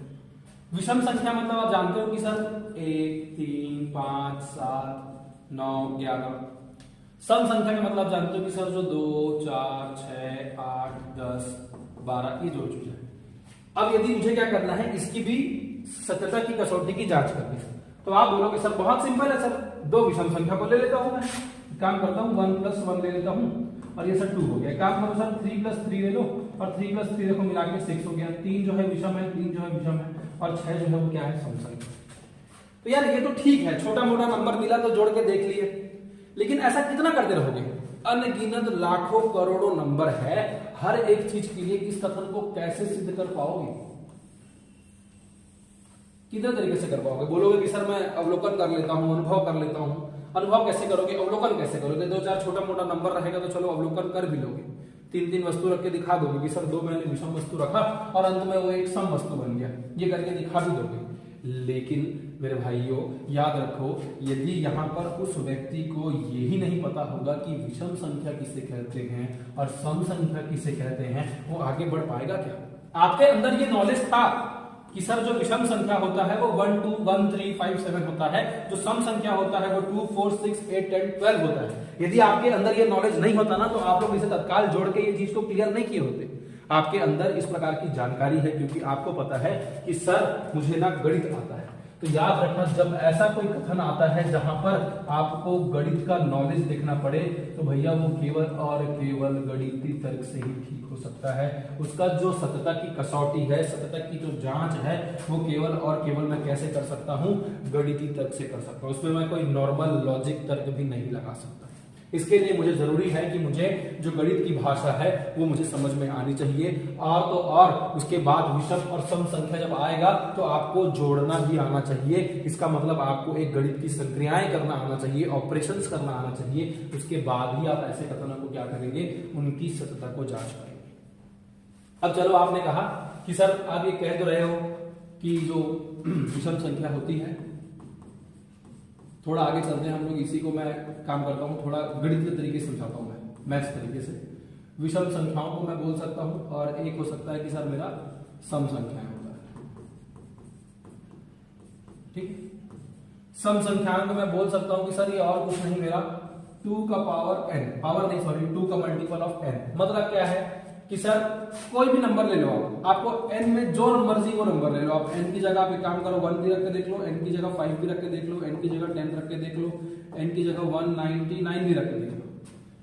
तो जब मैंने n की जगह 1 रखा तो यहाँ पर ये 2 आ गया, n की जगह 5 रखा तो मैं यहाँ पर 10 देख लिया, n की जगह 10 रखा तो मैंने क्या देखा 20, n की जगह 199 रखा तो मैंने क्या देखा कि वहां पर वो 498, वो 2 से गुणा करना था। तो मैंने क्या देखा कि सर n में मैं विषम रखूं, सम रखूं, उससे कोई मतलब नहीं है। इधर जो आएगा वो क्या आएगा, हमेशा वो एक सम संख्या आएगा। तो मैं कह सकता हूं कि सर सम संख्या वो होंगी जिसमें 2 का पावर n होगा, 2 का पावर n होगा। या मैं ये भी कह सकता हूं कि सर ऐसा कोई भी नंबर उसके सामने यदि मेरा 2 से गुणा हो जाएगा ना तो सर वो हमेशा क्या बन जाएगा, सम संख्या बन जाएगा। चलो इसमें कोई दिक्कत नहीं है, मैंने एक छोटा सा एग्जांपल लेके यहां पर बताया है। अब जब मैंने ये देख लिया कि 2 का मल्टीपल n वो जो मेरा सम संख्या है, तो यार विषम संख्या क्या होगा, बहुत सिंपल है सर। विषम संख्या का मतलब उसमें एक जोड़ते जाऊंगा, जो भी नंबर आया उसमें एक, यदि इसमें जोड़ दूंगा तो 3, इसमें जोड़ दूंगा प्लस 1 तो ये 11, 20 में जोड़ दूंगा तो 21, इसमें जोड़ दूंगा तो 499। मतलब सर जैसे ही कोई भी नंबर 2 का इंटू n है, मल्टीपल n है, यदि मैं उसमें एक एक जोड़ते चले जाऊंगा तो वो क्या हो जाएगा, मेरा विषम संख्या हो जाएगा, कोई दिक्कत नहीं। अब जो मेरा मेन स्टेटमेंट है, जो मेरा मेन कथन है, वो क्या बोलता है कि 2 विषम संख्याओं का योग एक सम संख्या होगा। तो मैं मान लेता हूं कि सर वो जो ये 2 विषम संख्याओं का नंबर है, यही है। हमने देखा था कि विषम संख्याओं को हम लोग कैसे लिख सकते हैं, 2n + 1 लिख सकते हैं। अब यहां पर मुझे कितने लेने हैं, 2 विषम संख्याएं लेनी, तो मैं काम करूंगा 2n1 + 1 ले लूंगा, एक विषम संख्या, दूसरा विषम संख्या उनका हमें योग करना है तो मैंने योग किया। जो दूसरा विषम संख्या है उसे मैं 2n2 + 1 ले लूंगा। ठीक है, 2n + 1 एक नॉर्मल फॉर्मूला था विषम संख्या के लिए। मैंने कहा कि हमें 2 नंबर लेने हैं, 2n + 1, 2n2 + 1। जो पहला संख्या है 2n1 + 1 + 2n2 + 1, मैंने कुछ नहीं किया, मैंने ये ब्रैकेट को हटा दिया, इसको मैं एक साइड कर देता हूं। 2n1 + 2n2 प्लस ये 1 और ये 1 कितना हो जाएगा, ये 2 हो जाएगा। अब देखो क्या ये जो 2 है वो तीनों में कॉमन है क्या, हाँ सर। तो मैं काम करता हूं 2 को कॉमन निकाल देता हूं, 2n1 + n2 + 1। अब मेरे भाइयों मैंने क्या किया, ये जो n1 + n2 + 1 है ना, उसको मैं काम करता हूं, उसको मैं m मान लेता हूं। तो मतलब ये जो m वाला जो चीज है वो मेरा n1 है, n2 है और क्या है 1। मैं बोला इतना बड़ा दिखने में अच्छा नहीं दिख रहा है, मैं उसको क्या मान लेता हूं, केवल m मान लेता हूं। तो मैंने इसे अंत में क्या लिख दिया, 2m। अब याद रखना कि यहां पर मैंने क्या किया था कि ये जो मेरा एक विषम संख्या ये था, एक विषम संख्या ये था, वो 2 विषम संख्या को मैंने जोड़ा और मैं अंत पर इस निष्कर्ष पर आ गया कि भैया वो भी 2 के मल्टीपल में आ रहा है, जो मैं यहां पर करने की कोशिश कर रहा था। तो इसका मतलब क्या हुआ कि मैंने इसे गणितीय तरीके से मैंने इसे सिद्ध भी करके दिखा दिया कि सर जब भी आप दो कोई विषम संख्या लेंगे, जब उनको जोड़ेंगे तो अंत में क्या आ जाएगा, वो 2m आ जाएगा, आप वापस उसी स्थिति पर पहुंच जाएंगे। तो यहां पर मैंने आपको क्या किया, मैंने एक एग्जांपल लिया, एग्जाम्पल के बाद से मैंने आपको क्या किया, उसका प्रूफ निकालने की कोशिश की। प्रूफ निकालने की कोशिश के बाद मैं अंतिम में एक सामान्य नियम की ओर पहुंच गया कि n1 + n2 + 1, इसको मैं क्या बोलता हूं, m। इसका मतलब सर 2 विषम संख्याओं का योग एक सम संख्या होगा। मैंने उसे यहाँ पर क्या कर दिया, सिद्ध कर दिया। तो जैसे ही मैंने ये स्थिति उत्पन्न की ना कि सर मैंने कोई एक ऐसा फॉर्मूला बना दिया है कि अब वो हर एक कथन के लिए सिद्ध होगा, हर एक कथन के लिए सिद्ध होगा। इसका मतलब क्या है कि सर आपका मन जो मन, आप n1 n2 आपका जो मन, जो भी विषम संख्या आपको रखना है आप रख के देख लो, अंतिम में वो क्या होगा, जब +1 करेंगे तो वो 2m। इसका मतलब क्या है कि हम लोग जब भी कोई भी 2 विषम संख्याओं को योग करेंगे तो एक सम संख्या ही आएगा सर। मैंने उसे प्रूफ भी करके दिखा दिया। और जब कोई ऐसा स्थिति आता है ना कि मैं उसे क्या कर रहा हूं, मैं एक ऐसा कोई कथन बना लेता हूं, ये जो है ये मेरा कथन है या मेरा फॉर्मूला है, ऐसा कोई कथन बना लेता हूं जो हर स्थिति में क्या होगा, सिद्ध हो जाएगा। तो उस प्रकार के कथन को हम लोग क्या बोलते हैं, उस प्रकार के कथन को हम लोग बोलते हैं आगमनिक तर्क।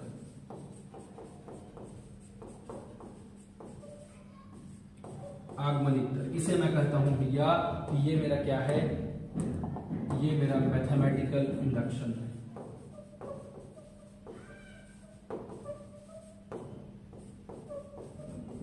ये है मेरा मैथमेटिकल इंडक्शन। ऐसा कोई कथन जो हर स्थिति में उसको सिद्ध कर दे। मैंने एक फॉर्मूला बना दिया, अब फॉर्मूले के लिए आपको जितनी भी प्रकार की स्थिति लेनी है आप लीजिए। मुझे पता है कि वो अंतिम में 2m आ जाएगा, क्योंकि मैंने उसे यहां पर सिद्ध भी करके दिखाया था। अब मैंने ऐसा कोई कथन बना दिया जो हर स्थिति में सिद्ध होगा, तो मैं उसे कहूंगा कि वो और कुछ नहीं, मेरा गणितीय आगमनिक तर्क है। ठीक, चलिए अब इसके आगे चलते हैं हम लोग। अब एक बार इसका पूरा कंप्लीट विजुअल देख लेते हैं हम लोग कि यहाँ पर क्या क्या चीजें हुई है। ठीक है,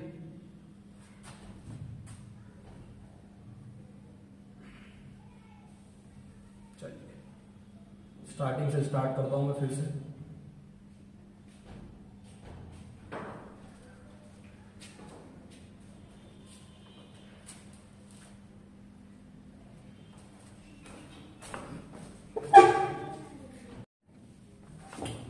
फिर हम लोग चलते हैं आगे इसके ऊपर। अब मैंने बताया था कि इस पे हम लोग देख सकते हैं कि हम लोगों ने क्या क्या देखा। पहला था कि हम लोगों ने देखा कि गणितीय कथन असंदिग्ध होते हैं। उसके बाद मैंने देखा कि सतह की कसौटी क्या होती है। यहाँ पर मैंने बताया कि यार हम लोग एक एक्सियम से यानी कि अभिगृहित को ले रहे थे, स्वयं सिद्ध को ले रहे थे। उसके बाद मैंने डिस्कशन किया कि ये जो चीज है वो ऐसा क्यों होगा। उसके बाद धीरे धीरे मैंने देखा कि सर सतह की कसौटी की जांच करेंगे हम लोग। तो वहां पर मैंने क्या क्या देखा कि मोरनी जो है सितंबर महीने में अंडे देती है, पानी 100 डिग्री पर उबलता है, 20 जो है 5 से पूर्णतः विभाजित हो जाता है और 2 विषम संख्याओं का जो योग है वो हमेशा एक संग संख्या होता है। इन चारों चीजों को मैंने आपको करके दिखाया कि इसे हम लोग कैसे प्रूव कर सकते हैं, क्या क्या तरीके हो सकते हैं। जहां पर मैंने आपको एक अनुभवी बताया, फिर तर्क बताया, फिर अवलोकन बताया, फिर अंतिम में मैंने पूरा एक गणितीय तर्क लगाया और मैंने पूरा आपको एक्सप्लेन किया कि कैसे एक कथन को मैं एक आगमनिक तर्क में बदल सकता हूँ। अब यदि ये हो गया होगा तो हम लोग इसके और आगे थोड़ा इंपॉर्टेंट टॉपिक है उस पर चलते हैं हम लोग।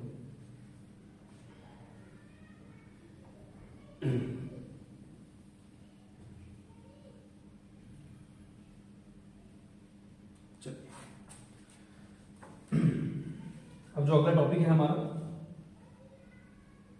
प्रतीक और एल्गोरिथम। दो चीज है, बहुत सिंपल सिंपल सी चीज है।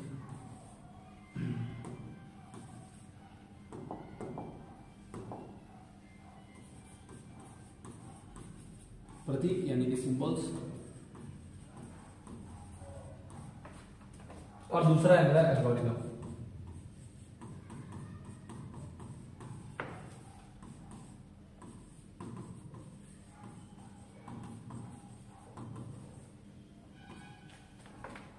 अब जो पहला चीज है जो प्रतीक होता है, प्रतीक के लिए मैं आपको एक बढ़िया सा एग्जांपल देता हूं। एग्जांपल शायद एक चीज जल्दी शायद अच्छे से क्लियर हो जाए। यदि मैं आपको बोलूंगा कि एक चीज है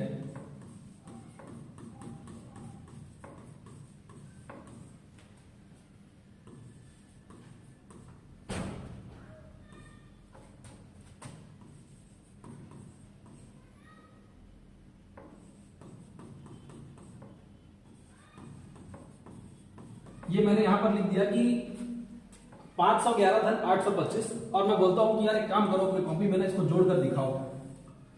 अब यदि आप लोग यदि भी ऑनलाइन रेड कर रहे हो, मेरा क्लास को देख रहे होगे, तो आप लोग एक काम करो, इस क्वेश्चन को करके देखना, कोशिश करना कैसे करोगे। अब आप लोग क्या कियोगे बताता हूँ। 511 मतलब सर ये 511 धन लिखे हो सर, 825 सर ये आपने लिखा होगा, 5 1 6 2 1 3 और 8 5 13। आपने सीधा उत्तर लिख दिया होगा सर 1336। ये सर उत्तर आया आपके क्वेश्चन का। इतना इजी क्वेश्चन सर। कैच यहाँ पर ये है कि मैंने ये कब कहा कि आपको हर एक चीज का एक प्रतीक सिंबल को यूज करना है। भैया मैंने तो कहा केवल जोड़ना है और मैंने केवल शब्द लिखे थे, तो मैं ये उम्मीद कर रहा था कि आप लोग केवल शब्द के हिसाब से ही जोड़ेंगे। तो आप कहोगे सर ऐसे सर गणित बहुत मुश्किल हो जाएगा कि मैं उसको केवल शब्दों के माध्यम से मैं क्या करूं उसको जोड़ूंगा, बहुत मुश्किल हो जाएगा सर। तो वही तो मैं आपको बताना चाह रहा हूं कि गणित जो है वो बिना प्रतीक के, बिना सिंबल्स के बहुत मुश्किल है कि मैं किसी भी एक व्यक्ति को, एक बच्चे को सिखा सकता हूं। तो गणित की जो प्रकृति है उसका पहला नियम तो यही है कि सर हमें हर एक चीज का प्रतीक को सीखना पड़ेगा। पड़ेगा, ये जानना पड़ेगा कि 1 को 1 को ऐसे लिखते हैं, 2 को ऐसे लिखते हैं और 3 को ऐसे लिखते हैं। तो यहाँ पर मैंने क्या किया, वो जो हर एक चीज के ये जो है ये तो एक निश्चित शब्द है जिसका कोई समझ है, मतलब है, लेकिन ये वाला जो चीज है भैया वो क्या है, उसका प्रतीक है। इसका मतलब सर हर एक चीज के लिए क्या होना जरूरी है, गणित के लिए उसका प्रतीक का होना जरूरी है। वहीं पर यदि मैं इस तरफ आता हूँ कि सर ये जो एल्गोरिदम लिखा है, एल्गोरिदम क्या होगा, तो यहां पर एल्गोरिदम का मतलब क्या होगा कि यदि मैं आपको एक सवाल फिर से देता हूं कि सर 5 6 7 8 इसको एक काम करो 2 से भाग दो, तो आप क्या करोगे कि सर 2 दूनी 4 कर दूंगा, घटा दूंगा 16 आ जाएगा, 2 8 16 कर दूंगा, ये कट जाएगा, 2 तिया सर 6 कर दूंगा, 2 तिया सॉरी यहाँ आ जाएगा, 2 तिया सर 6 कर दूंगा, 1 आ जाएगा 8, 2 निया सर 18 कर दूंगा। ऐसे करके सर बोलोगे पूरा कट जाएगा सर। अरे भैया जैसे ही मैंने आपको ये भाग देने के लिए कहा, आप सबसे पहले इधर ही क्यों गए? आपने ये क्यों नहीं सोचा कि मैं इधर से भी चालू कर सकता हूं? तो बोलोगे कि सर क्या है ना कि हम लोगों ने ना सर एक निश्चित नियम को सीख रखा है, अब वो नियम सर भाग का नियम। तो मैंने कहा कि चलो ठीक है, यहां पर आए, उसके बाद आपने माइनस क्यों किया, माइनस करने के बाद कट करने के बाद इसको यहां पर क्यों उतारा, इसको यहां पर क्यों उतारा, इसको यहां पर क्यों उतारा? तो आपने कहा कि सर वो नियम है, हम लोग हर एक चीज को क्रम से सीखा हुआ है। तो मैं वही बताना चाह रहा हूं कि किसी भी निश्चित तरीकों को हम लोग यदि क्रम से सीखते हैं तब वो बेटर होता है, और यदि गणित को सीखना है तब मैं कहूंगा कि सर गणित जो है ना वो मेरे ना ही सिंबल्स के बिना हो सकता है और ना ही मेरा किसके बिना हो सकता है, एल्गोरिदम। एल्गोरिदम का मतलब हर एक चीज का एक निश्चित क्रम, उस निश्चित क्रम का पालन करने पर ही मैं क्या कर सकता हूं, उसे सॉल्व कर सकता हूं।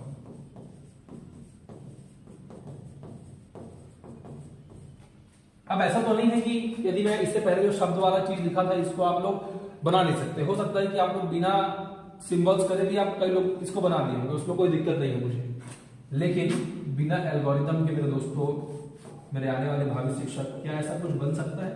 बिल्कुल नहीं बन सकता सर, बहुत मुश्किल। तो अंत में क्या मैं ये निष्कर्ष निकाल सकता हूं कि सर ये जो हम लोग देख रहे हैं कि जो प्रतीक और जो सिंबल्स होते हैं, ये जो प्रतीक यानी कि जो सिंबल्स होते हैं, और दूसरा सर जो कि मेरा एल्गोरिदम है, एल्गोरिदम मतलब निश्चित क्रम, मतलब एक निश्चित सोपान जैसा, ये दोनों जो है वो गणित में क्या करती है, तो सर ये हमारे गणित को सरल बनाती है सर। और क्या करती है, तो आपने कहा कि सर ये हमारे गणित को सर स्पष्ट बनाती है सर, ये हमारे गणित को सर सरल बनाती है। मैंने पूछा और क्या कर सकती है, तो आपने कहा कि कहीं ना कहीं ये हमारे गणित में क्या करती है, स्पीड लेकर आती है, गति प्रदान करती है। ये हमारे गणित में क्या करती है, गति प्रदान करती है। उसके आगे मैं कह सकता हूं कि सर इससे जो हमारी गणितीय सोच जो है वो और अच्छे तरीके से विकसित हो सकती है, गणितीय सोच में विस्तार हो सकता है।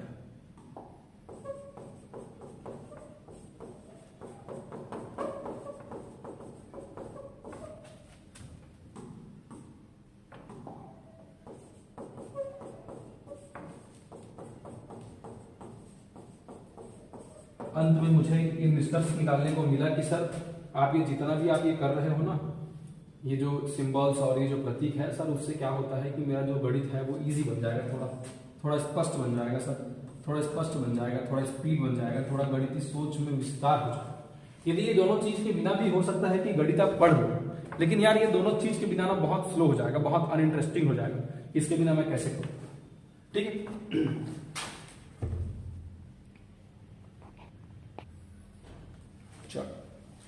इसके आगे चलता हूं मैं थोड़ा सा। इसके आगे जो मेरा टॉपिक है कि गणितीय तरीके से सोचना, थिंकिंग मैथमेटिकली। चलिए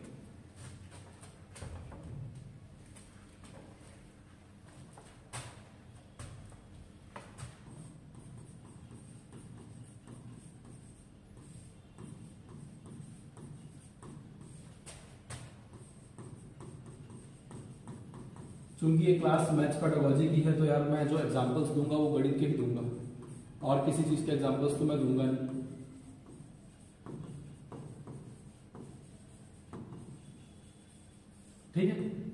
चलो मैं उम्मीद कर रहा हूं कि समझ आ रहा होगा क्लास। थिंकिंग मैथमेटिकली का मतलब गणितीय तरीके से जो सोच है वो हमारा कैसे विकसित होता है।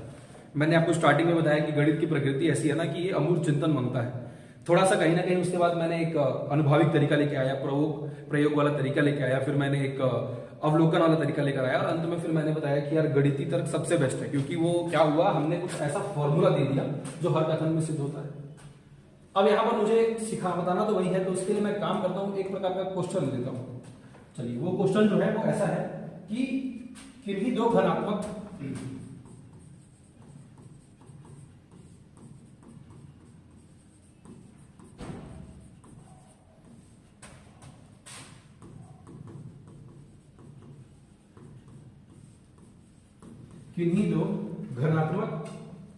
संख्याओं का समांतर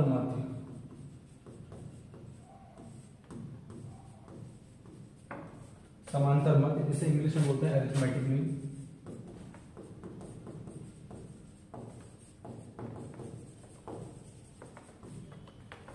और गुणोत्तर माध्य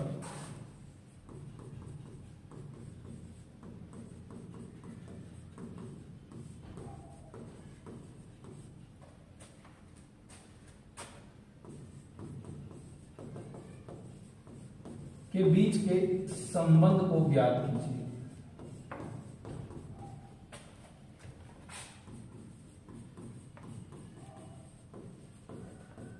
ये मेरा एक प्रश्न है यार। अब इसी प्रश्न के सहारे ही मैं आपको सिखाऊंगा कि गणितीय सोच जो है वो कैसे विकसित हुआ होगा या कैसे होना चाहिए।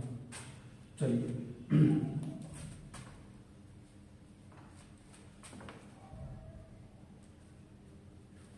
ठीक, ये मेरा क्वेश्चन है। अब सबसे पहले तो ऐसा है कि सर आप मेरे को ये बताओ कि सर ये अरिथमेटिक मीन क्या होगा। अरिथमेटिक मीन को मैं AM बोल सकता हूँ।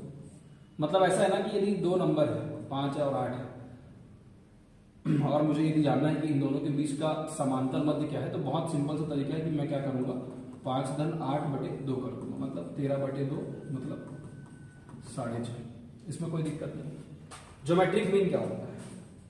ज्योमेट्रिक मीन के लिए मान लो दूसरा नंबर मेरे को दिया गया है कि एक 7 है और एक 7 है। सर 7 इजी हो जाएगा, थोड़ा कुछ और कर लेते हैं। एक मैं नंबर ले लेता हूं 9 और एक मैं ले लेता हूं 5। सर ये नंबर है, इन दोनों के बीच का मुझे क्या करना है, गुणोत्तर मध्य निकालना है, ज्योमेट्रिक मीन निकालना है। उसका जो फॉर्मूला है वो बोलता है कि आप दोनों को गुणा कर दो और ये जो चीज है वो उसका क्या आ जाएगा, गुणोत्तर मध्य आ जाएगा। तो मैंने कहा चले ठीक है, कोई दिक्कत नहीं। मतलब मैं कह सकता हूँ कि ये जो 45 वाला चीज है वो मेरा 3 × 5 है। मतलब मैं कह सकता हूँ कि सर 3 को बाहर निकालो और ये 5, ये अंत में मेरा गुणोत्तर मध्य आ गया। इसमें भी कोई दिक्कत नहीं। तो मैं बोल सकता हूँ कि सर जो AM है उसका जो फॉर्मूला है वो x + y/2 होता है, और जो GM है जिसे मैं ज्योमेट्रिक मीन कहता हूँ, गुणोत्तर मध्य कहता हूँ, उसका जो फॉर्मूला है वो क्या होगा, x × y होगा। इसमें भी कोई दिक्कत नहीं। अब थोड़ा इसके आगे और चलते हैं कि सर अब ये फॉर्मूला बताए जा रहे हो, इसमें कुछ करो। तो मैं कह रहा हूँ एक काम करो, मेरे हिसाब से ना एक क्वेश्चन ले लो यार थोड़ा सा, ठीक है।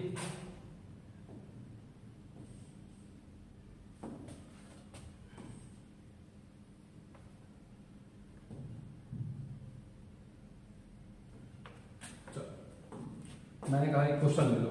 क्वेश्चन क्या कि यहां पर ना 2-4 नंबर ले लो, जैसे 1 और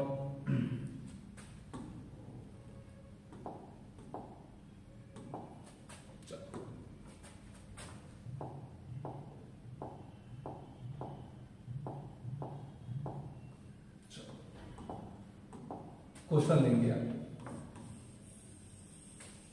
ठीक। क्वेश्चन लेने का मतलब क्या है कि यहां पर मैं डिसाइड करता हूं ये चीज कैसे होगा। क्वेश्चन के लिए मैं एग्जांपल्स में ले लेता हूं कि जो दो नंबर है वो 1,3 है, एक नंबर 2,2 है, एक नंबर 3,27 है, और एक नंबर 20,25 है, ठीक। यहां पर मैं बोल रहा हूं कि आप लोग क्या निकालो, AM निकालो, और यहां पर मैं बोल रहा हूं एक काम करो, क्या निकालो, GM निकालो। AM निकालने के लिए फॉर्मूला 3 + 1/4/2, मतलब ये 2 आ गया, 2 + 2/2 जो कि और फिर से 2 आ गया, 3 प्लस 27/2 जो कि 15 आ गया, 20 प्लस 25/2 जो कि 45/2 आ गया, या इसी को मैं 22.5 लिख सकता हूँ, कोई दिक्कत नहीं। ज्योमेट्रिक मीन के लिए ये हो सकता है कि ये √1 इंटू 3 आए, जो कि √3 आए, ये हो सकता है √2 इंटू 2 आए, जो कि अंत में 2 आ जाए।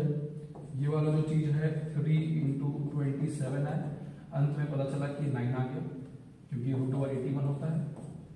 ये वाला जो चीज है √20 इंटू 25 आया, और मैं इसे बोल सकता हूँ कि ये सब क्या हो गया, ये √2 इंटू 2 इंटू 5 इंटू 5 इंटू 5, तो यहाँ पर से 2 और 2 कॉमन निकाल के मैं 10√5 आ गया।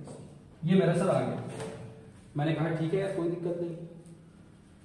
जो √3 होती है, √3 की जो वैल्यू है 1.73 कुछ है, √5 की जो वैल्यू है 10 इंटू √5 लिखा है, तो √5 की जो वैल्यू होती है वो अप्रोक्सीमेटली 2.36 कुछ होती है, ठीक, मतलब ये लगभग 2.2 कुछ होती, 2.23 होती है शायद, 2.23 होती है, ये 2.23 होती है। और ये जो है क्वेश्चन में लिखा हूँ 10 इंटू, तो ये मेरा आ जाएगा लगभग 22.3 के आसपास, ठीक है। तो आप लोगों को लग रहा होगा कि सर ये मैथ्स पढ़ा रहे हैं कि पेडागोजी की जो शिक्षण शास्त्र पढ़ा रहे हैं, जरूरी है पढ़ाना, मुझे बताना जरूरी है, इसके बिना क्लियर नहीं हो पाएगा। यार मैंने जो क्वेश्चन है ना, हम लोग को बोलता है कि दोनों के बीच में क्या करना है, संबंध खोजना है सर, कि अरिथमेटिक मीन और ज्योमेट्रिक मीन के बीच में संबंध क्या है। यहाँ पर जो x और y हम नंबर लिया, दोनों के लिए सेम देते गए और हमने निकाल के देखा। यदि आप देखोगे ना तो हर एक चीज में एक पता चलता है कि सर जितना भी हमने केस लिया ना, उसमें जो अरिथमेटिक मीन है, एम वाला साइड है, वो हमेशा ज्यादा है सर, 2 देखो ज्यादा, या फिर बराबर है सर, 2 बराबर ज्यादा नहीं तो बराबर है। यहाँ भी देखो यार ये बड़ा है, यहाँ भी देखो ये बड़ा है, यहाँ भी देखो नंबर वही रहा, लेकिन थोड़ा सा बड़ा तो वही निकल गया। तो मैं क्या ये निष्कर्ष निकाल सकता हूँ कि सर जितने भी 2 नंबर लोगे ना, उसका जो अरिथमेटिक मीन है या तो बड़ा रहेगा या तो वो बराबर रहेगा। सर ज्योमेट्रिक मीन सर कभी जो गुणोत्तर मध्य है वो कभी छोटा हो ही नहीं सकता, इम्पॉसिबल है सर, प्रैक्टिकली इम्पॉसिबल है, जो आप कह रहे हो ना वो कभी हो ही नहीं सकता। तो यहां पर से इन दोनों के बीच में मैंने एक संबंध निकाल लिया कि किसी भी 2 नंबर के किसी भी दो धनात्मक संख्याओं के बीच में ये संबंध निकल गया, और वो जो संबंध है वो ये बोलेगा कि उन 2 नंबर का जब भी आप अरिथमेटिक मीन निकालेंगे वो हमेशा या तो बड़ा होगा या बराबर होगा। ये मैंने क्या किया, एक संबंध को निकाल लिया। संबंध को निकालने के बाद मैं निष्कर्ष पर आ गया कि हाँ सर ये चीज हो सकता है, लेकिन भैया गणित तो गणित है, गणित की प्रकृति ऐसी नहीं है कि वो इतनी चीजें इतनी जल्दी आसान से इस चीज को मान लेगा। वो बोलेगा इस पर काम करो, तुम प्रूफ करके दिखाओ कि ऐसा होता है, वरना मैं नहीं मानूंगा। तो भैया गणित पेडागोजी वाले हैं, मैथ्स में इतना तो कर ही देंगे। आपको पता है कि सर जो एम है, आपने ये कहा कि हम ये बता रहे हैं, और मैं इसी चीज को आपको क्या करूंगा, प्रूफ करके दिखाऊंगा। चलो ठीक है, एम का फॉर्मूला क्या है, x plus Y by 2, GM का फॉर्मूला क्या है, √xy। मैं काम करता हूं, x प्लस वाई को यही रहने देता हूं, 2 को उधर लेकर चला जाता हूं, तो ये मेरा हो गया 2√xy। ये रूट को ना हटाना है, मुझे मजा नहीं आ रहा है, तो रूट को हटाने के लिए हम लोग क्या कर सकते हैं, दोनों साइड को स्क्वायर कर सकते हैं, ठीक है। दोनों साइड को मैं स्क्वायर करूंगा, इधर को 4 हो जाएगा और ये xy हो जाएगा। इसको मैं सॉल्व कर सकता हूं क्या, a प्लस बी स्क्वायर होगा, ये हो गया, इधर में वो 4xy, इसको मैं 4xy को इधर ले आता हूं,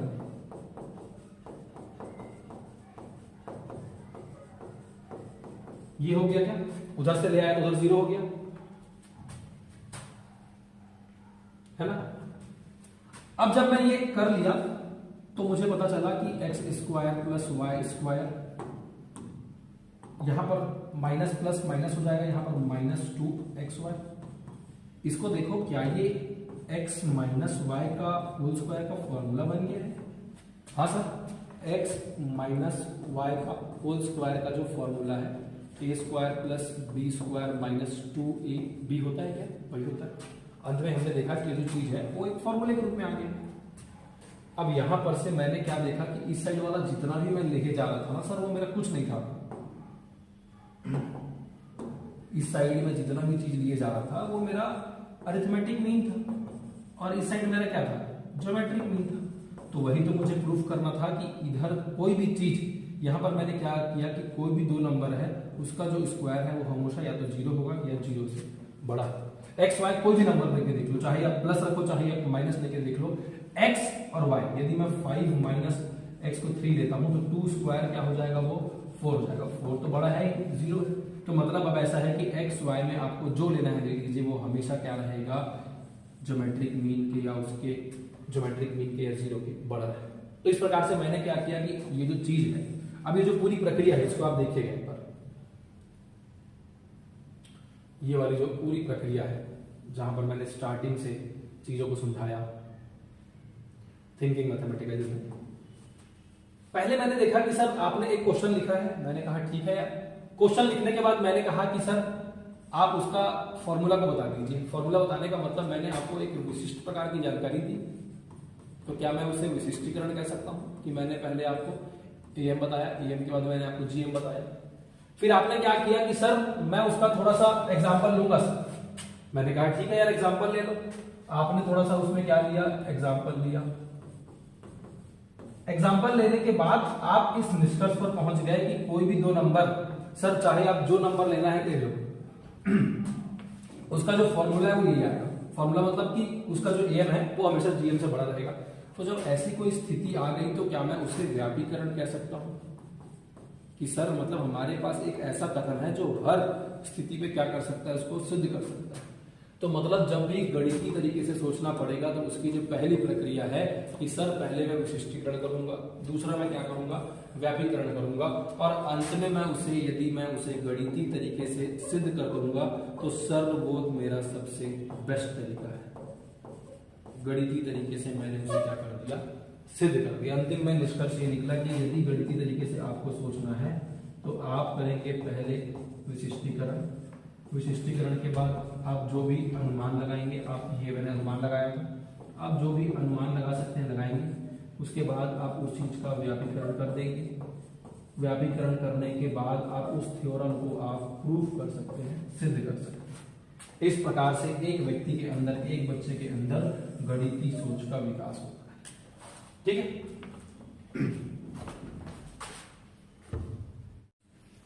चलिए तो फिर हम लोग आगे चलते हैं। हमारा जो अगला टॉपिक है कि प्रश्न को हल करने का प्रयास। गणित में जो हम लोग क्वेश्चंस बच्चों को सॉल्व कराते हैं उससे क्या होता है,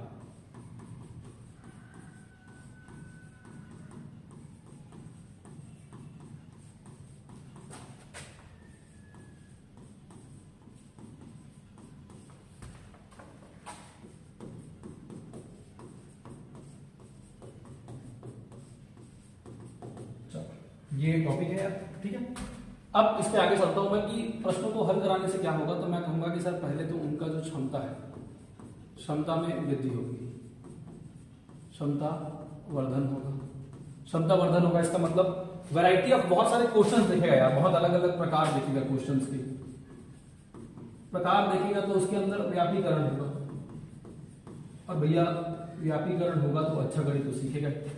दूसरा मैं कह सकता हूं कि सर स्पष्ट तरीके से सोचने की क्षमता बढ़ जाएगी।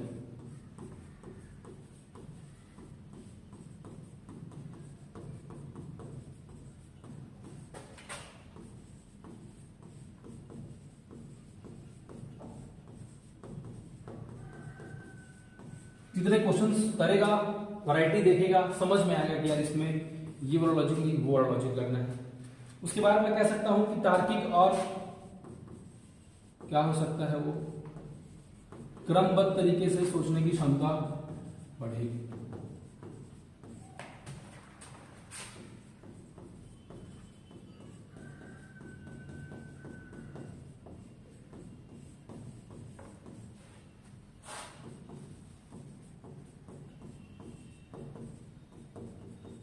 ठीक है, इसके अलावा और कुछ हो सकता है क्या, हो सकता है सर पैटर्न और संबंधों को तलाशने की क्षमता बढ़ जाएगी।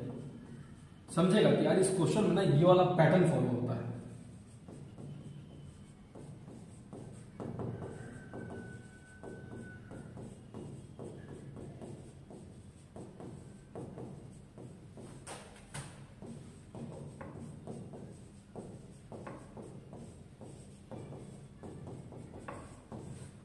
ठीक है, तो ये मेरा प्रश्न को सॉल्व करने से क्या होगा उसके ऊपर एक छोटा सा हिंट है। उम्मीद कर रहा हूँ इसमें कोई दिक्कत नहीं है, कोई बहुत बड़ा ये टॉपिक भी नहीं है। ठीक है,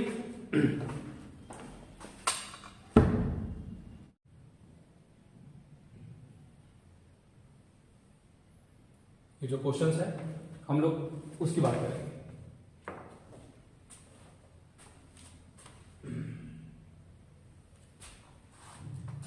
चलिए, ये हमारा पहला क्वेश्चन है।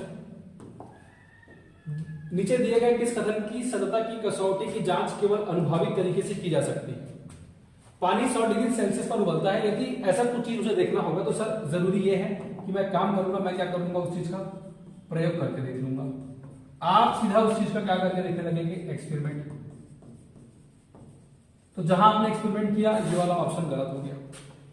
ये वाले जो ऑप्शन है जहां पर लिखा है कि मोरनी सितंबर के आसपास अंडे देती है, इसका मतलब इस चीज को मैं कह सकता हूं कि सर इसके लिए ना मुझे स्वयं वहां पर जाकर क्या करना पड़ेगा, अनुभव करना पड़ेगा। तो मैं इसे कह सकता हूं कि सर ये जो तरीका है वो अनुभवी हो सकता है, इसमें कोई दिक्कत वाली बात नहीं है। जो थर्ड वाला है कि 12 जो है 4 से पूर्णतः विभाजित हो सकता है, आप कहोगे कि सर ऐसा है कि ये हमारे अनुभव से भी हो सकता है, लेकिन ये गणित के तर्क से भी हो सकता है, और ये हमारे अवलोकन की प्रक्रिया से भी हो सकती है। मैंने आपको एग्जांपल्स में ऐसे क्वेश्चंस कराए हुए हैं। उसके बाद जो चौथा है कि दो विषम संख्याओं का योग हमेशा एक सम संख्या होगा। इस पर तो मैंने पूरा का पूरा जो थ्योरी होता है, जो पूरा थ्योरम होता है, मैंने वो पूरा सिद्ध करके दिखाया, और मैंने आपको बताया कि ऐसी कुछ चीज जो है वो केवल गणितीय तर्क से हो सकता है। तो इसीलिए इसका जो ऑप्शन है वो ऑप्शन बी बना है आंसर।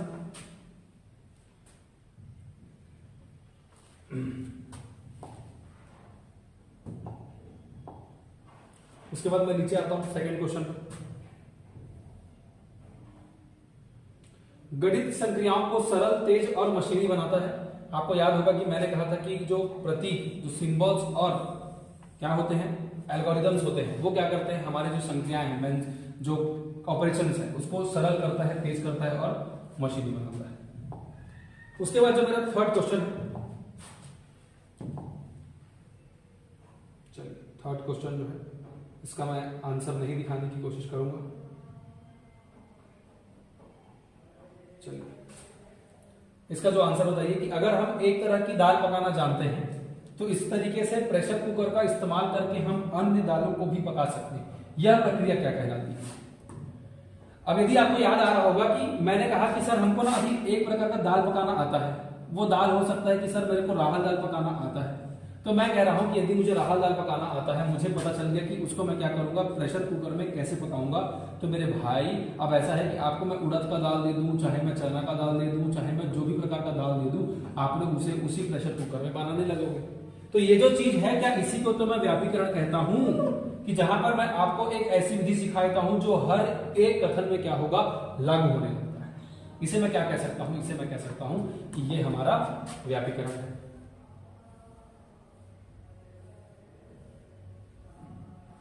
गणितीय प्रश्नों को हल करने में किसी व्यक्ति निम्नलिखित में से कौन सी मानसिक क्षमताएं विकसित होती है? पैटर्न और संबंधों को तलाशने की क्षमता, बिल्कुल ठीक है, ये तो होती ही। स्पष्ट तरीके से व्यक्त करने की क्षमता, ये भी होती है, इसमें कोई दिक्कत वाली बात नहीं है। इसके अलावा जो तीसरा चीज है उसे हमें देखना पड़ेगा कि वो क्या कहते हैं।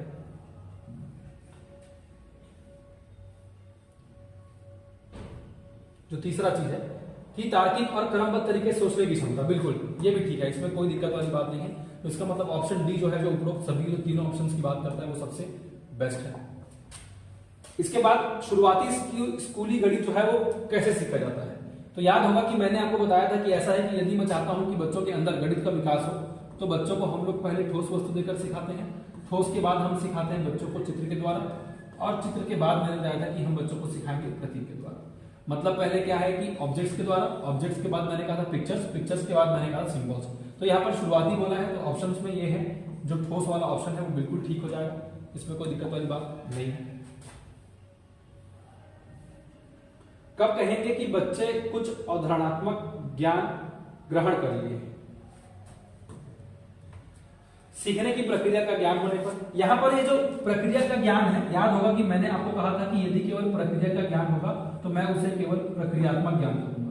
प्रक्रियात्मक ज्ञान कहने का मतलब कि सर अभी उसे केवल और केवल प्रोसीजरल नॉलेज के बारे में पता है, अभी उसे हमें लेकिन जानना क्या है, अवधारणात्मक ज्ञान मतलब सर हमें जानना है कॉन्सेप्चुअल नॉलेज के बारे में। यहां पर जो बात है सेकंड वाला कि सीखा हुआ जो प्रक्रियात्मक ज्ञान है उसको विभिन्न परिस्थिति में लागू कर सकता है। इसका मतलब क्या है कि अब जो है उसने क्या किया है कि उस प्रक्रिया से एक निश्चित अवधारणा को क्या कर लिया है, बना लिया है। तब मैं कह सकता हूं कि हाँ सर अब उसके अंदर अवधारणात्मक ज्ञान जो है वो हो चुका है।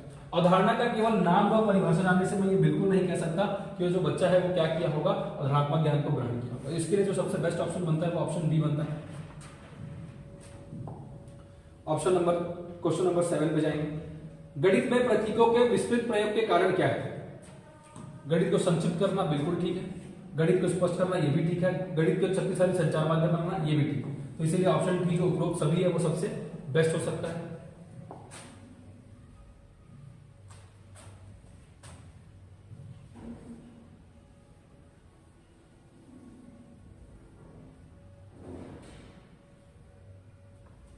चलिए, शिक्षक द्वारा सीखने का कौन सा मॉडल अपनाया जाना है या किस बात से तय होता है? यह क्वेश्चन बहुत अच्छा क्वेश्चन है। यदि आप थोड़ा सा अपना लॉजिक लगाएंगे तो आपको पता चलेगा कि सर बच्चे कैसे सीखते हैं, पर शिक्षक की सोच की बात नहीं होगी भैया, वहां पर हमेशा समझ की बात होगी।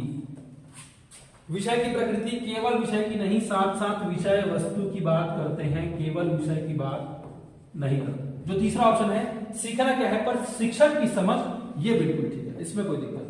इसीलिए इसका जो आंसर है वो क्या हो जाएगा, ऑप्शन नंबर सी हो जाएगा।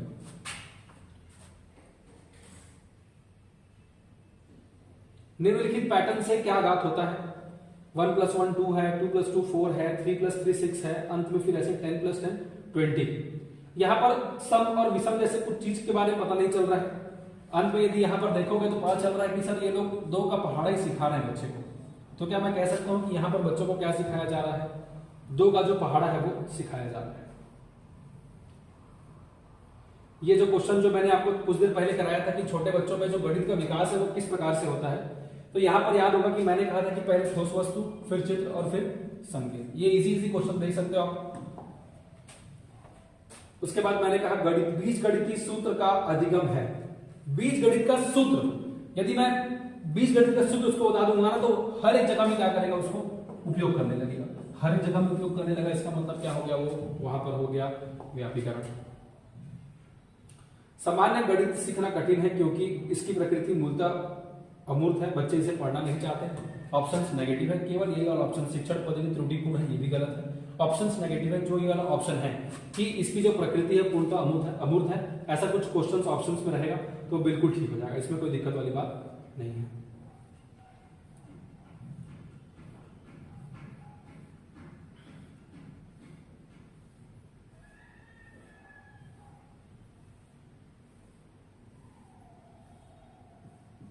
एक डीएड प्रशिक्षार्थी के अध्यापन अभ्यास के समय बच्चे की कॉपी में निम्नलिखित त्रुटि हुई। 62 में से 48 बच्चे ने क्या किया है कि नीचे से शायद ऊपर घटा दिया है, ऐसा कुछ किया है, बच्चे को कुछ समस्या आ गई होगी। समझने में क्या गलती की है, तो यहां पर यदि मैं देखूंगा तो मुझे समझ में आएगा कि ऐसा है कि इकाई दहाई की समझ नहीं है। दूसरा मैं कह सकता हूं कि हासिल संख्या की समझ नहीं है। तीसरा है शून्य की समझ नहीं है। चौथा है उधार लेने की समझ नहीं है।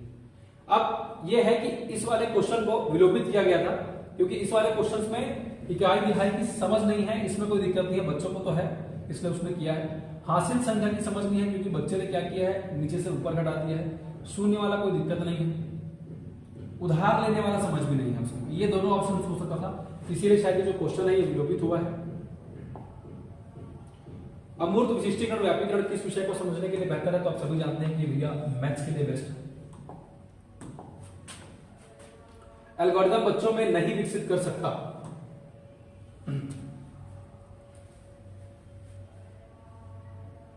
मेरे हिसाब से इसका जो ऑप्शन था वो तर्क और समझ आना चाहिए था।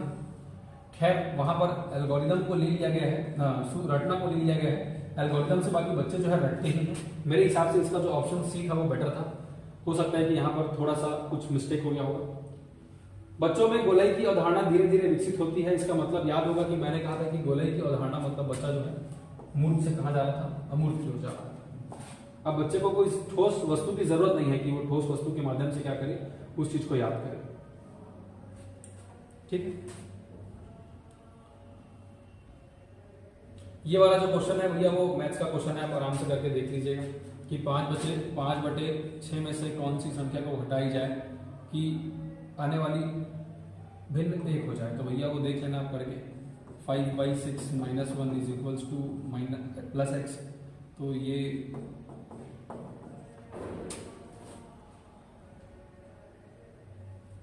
इसको आप करके देखिएगा, शायद मुझसे यहाँ पर कुछ गलती हो गई है। निम्नलिखित में से कौन सा आयतन की अवधारणा सीखने के लिए सही प्रदर्शन नहीं है? आयतन का मतलब क्या है कि एक प्रकार का जो रेक्टेंगल होता है उसकी बात कर रहे हैं। उसके लिए लोहे की पेटी भी ठीक है, गेंद भी ठीक है, पानी की टंकी भी ठीक है। धागे के टुकड़े से बच्चों को कैसे सिखाएंगे? धागे के एक छोटे से टुकड़े से आयतन कैसे सिखाएंगे बच्चों को? बहुत मुश्किल है। आयतन के लिए जरूरी है ना कि कुछ हैवी चीज हो, ठोस वस्तु हो। अमूर्त गणित के अधिगम का प्रथम चरण प्रारंभ होता है भैया, बच्चा जो है ना प्राथमिक स्तर पर ही अमूर्तीकरण करने लगता है यदि आप उसे सही से पढ़ाएंगे। यदि शिक्षार्थी की बुद्धि लब्धि 100 है तो इसका आशय क्या है?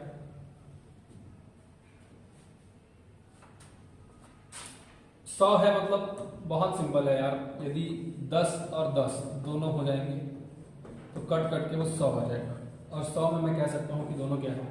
बराबर है।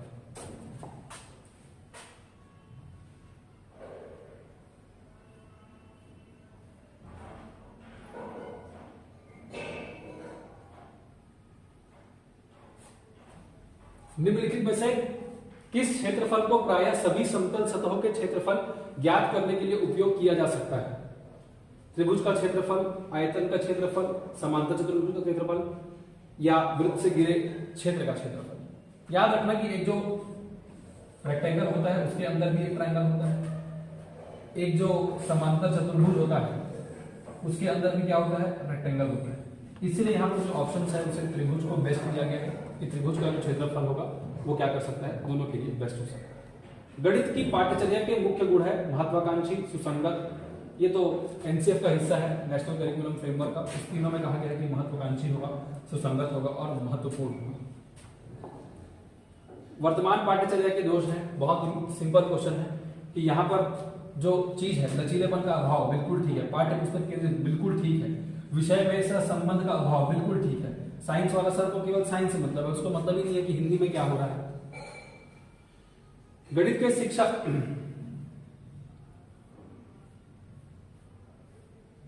गणित के शिक्षा का मुख्य उद्देश्य क्या है?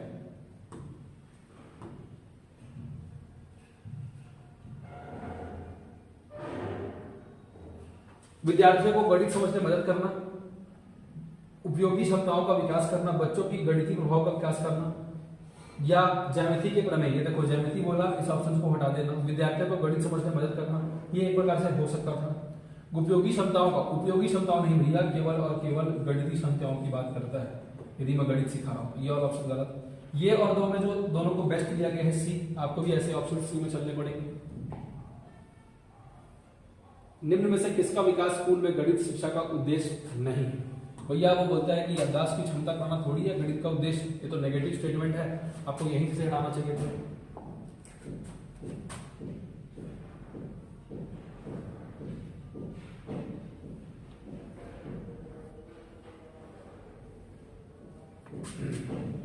गणित भाषा का मुख्य गुण क्या है? शुद्धता है और उसमें सत्यता। यदि याद होगा कि मैंने कहा था कि यार हम लोग उसकी सत्यता की बात करेंगे, हमने कहा था कि भैया हम उसके स्पष्टता की भी बात करते हैं। तो ये उसी बात की है कि भैया जो गणित है वो एकदम शुद्ध है। गणितीय विचार निम्न क्रम में से कैसे विकसित किया जा सकते हैं? मैंने आपको बताया था कि बच्चों में पहले अनुभव, अनुभव के बाद वो ठोस वस्तु, उसके बाद चित्र, चित्र के बाद फिर वो प्रतीक। तो अनुभव फिर भाषा, सॉरी इन दोनों के बीच में फिर भाषा, अनुभव, भाषा, चित्र और प्रतीक। ये बेस्ट ऑप्शन है, ऑप्शन नंबर डी।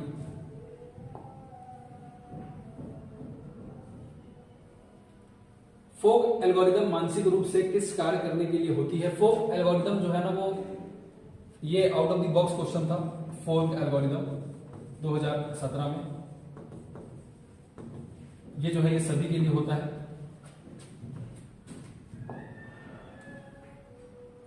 निम्न से कौन से सीखने की रणनीति बीएस ब्लूम द्वारा विकसित नहीं की गई? बीएस ब्लूम का जो है ना शैक्षिक वर्गीकरण का उद्देश्य है। तो यदि आप उनको पढ़ोगे तो पता चलेगा कि उन्होंने इकाइयों में विभाजन भी किया है, सीखने में आने वाली कठिनाइयों को पहचाना भी था और शिक्षकों द्वारा मास्टरी स्तर प्राप्त करना। हालांकि ये जो चीज है थोड़ा नेगेटिव स्टेटमेंट था, लेकिन जो व्यापक है वो ऑप्शन डी की ओर चला गया है, इकाई परीक्षण का निरीक्षण, जबकि ये ऑप्शन में नहीं होना चाहिए था। मेरे हिसाब से ऑप्शन डी होना चाहिए था, लेकिन बीएस ब्लूम के लिए उन्होंने ये ले लिया है। सामान्यतः गणित सीखना कठिन होता है क्योंकि इसकी जो प्रकृति है वो पूर्णतः अमूर्त है, और कोई दिक्कत नहीं। इसका सेकंड ऑप्शन भी देखने की जरूरत नहीं। चलिए, त्रिभुज के क्षेत्रफल की संकल्पना क्या है? तो भैया जब तक बच्चों को कुछ त्रिभुज दिखाओगे वो तो मूर्त है, एक दिन ऐसा भी आएगा जैसे मैं त्रिभुज बोलूंगा वो अपने आप ऐसा कुछ बना लेगा। तो ये दोनों हो सकता है, केवल एक नहीं हो सकता। तो दूसरा है कि निम्नलिखित में से कौन सा अन्य से संबंधित है? प्राकृतिक संख्याओं का योग, प्राकृतिक संख्याओं का गुणन, ये योग है, ये योग है, सॉरी ये योग है, ये गुणा है, घात याद करना। तो तीनों तो अलग अलग है, अन्य से संबंधित कोई भी नहीं, इनमें से कोई भी संबंधित नहीं है। निम्न में से कौन सा कथन असत्य है? गणितीय अवधारणाएं अमूर्त होती है, ये तो ठीक है। गणित हमें प्रकृति के बारे में बताती है, चलो तो रुक जाते हैं यहाँ पर, डाउट शुरू हो जाए, यहाँ पर रुक जाते हैं। गणितीय अवधारणाओं की क्रमबद्ध श्रृंखला होती है, बिल्कुल, इसीलिए हम लोग एल्गोरिथम पढ़ते हैं। गणितीय अवधारणाओं में तार्किक संबंध होता है, बिल्कुल ठीक। तो ऑप्शन बी जो है वो गलत है, तो इसीलिए ऑप्शन बी जो है वो आंसर हो जाएगा। प्राइमरी गणित के लिए किसी भी पाठ्यक्रम को निश्चित ही किस श्रेणी में सम्मिलित करना चाहिए? तो ऐसा है कि मूर्त से अमूर्त, इसका जो ऑप्शन है वो मूर्त से अमूर्त आना चाहिए था, हालांकि टेट ने अमूर्त से मूर्त ले लिया है। इसको देखते हैं, अब व्यापम है, कुछ भी कर सकता है वो। मूर्त से अमूर्त की ओर बढ़ता है। यदि आपको याद होगा तो मैंने कहा था कि जो शिक्षण शास्त्र के जो भी विधि होते हैं वो सभी मूर्त से अमूर्त की ओर बढ़ते हैं, पेडागॉजिकल विधि। चलिए, 67 में कौन सी जो संकल्पना है वो आधारभूत नहीं है? यह संख्या 67 का प्रतीक है, ये गलत है भैया, क्योंकि ये तो मेरा 67 का प्रतीक है। ये जो चीज है ना, ये मेरा 67 का प्रतीक है, ये तो खुद एक प्रतीक है, तो इसका प्रतीक है कैसे बोल सकते हो? 6 का स्थानीय मान 60 है, ये ठीक है। 7 का स्थानीय मान 7, ये ठीक है। तो इसका ऑप्शन जो है वो ए हो जाएगा, ठीक है।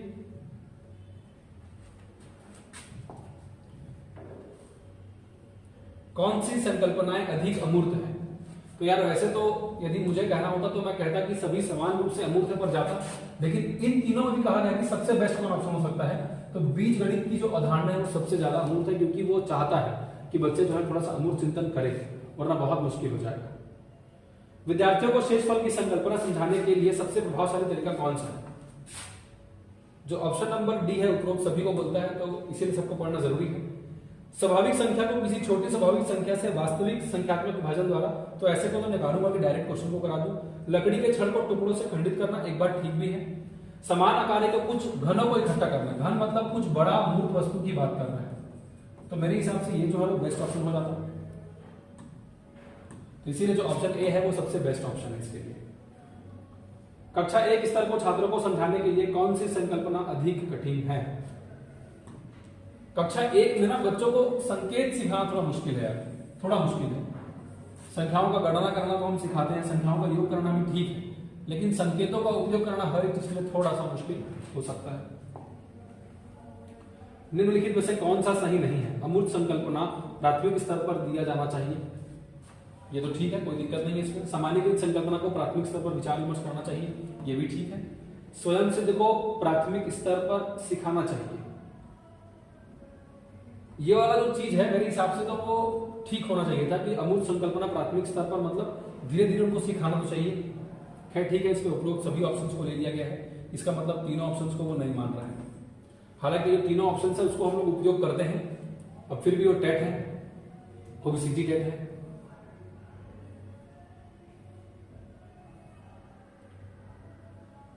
निम्नलिखित में से कौन सी सर्वाधिक सामान्य संकल्पना है?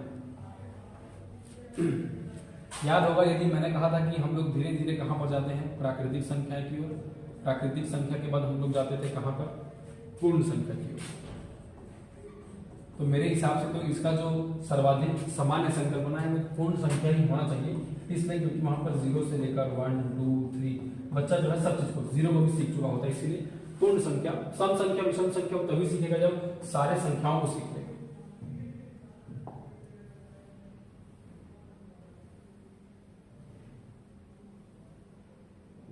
किसी छात्र को परिधि की संकल्पना के बारे में किसी छात्र को समझ के एक शिक्षक कैसे मूल्यांकित करेगा? छात्र को दी गई लंबाई के आयत की परिधि ज्ञात करने के लिए प्रश्न पूछ देगा। डायरेक्ट क्वेश्चन देना तो थोड़ा सा मुश्किल है। छात्र को धागे का टुकड़ा तथा समतल वस्तु देगा, मतलब ठोस वस्तु देना थोड़ा बेटर हो जाता है, तो ऑप्शन ये हो सकता है। छात्रों को पूछना कि दी गई समतल वस्तु के बताए गए किसका परिधि अधिक होता है, ये भी हो सकता था, लेकिन पहला ऑप्शन चूंकि नहीं है तो ऑप्शन डी नहीं होगा। इन दोनों में फिर जो बेस्ट ऑप्शन जा रहा है उसके ऊपर हम लोग चले जाएंगे। उसके बाद निम्नलिखित में से किसमें गणितीय चिंतन की आवश्यकता हो सकती है? तो इसका जो ऑप्शन है वो बहुत सिंपल है यार, कि जब सामाजिक अध्ययन पढ़ाते हैं बच्चों को, सामाजिक विज्ञान पढ़ाते हैं, तो उसमें क्या होता है, इसकी जरूरत पड़ती है। ठीक है।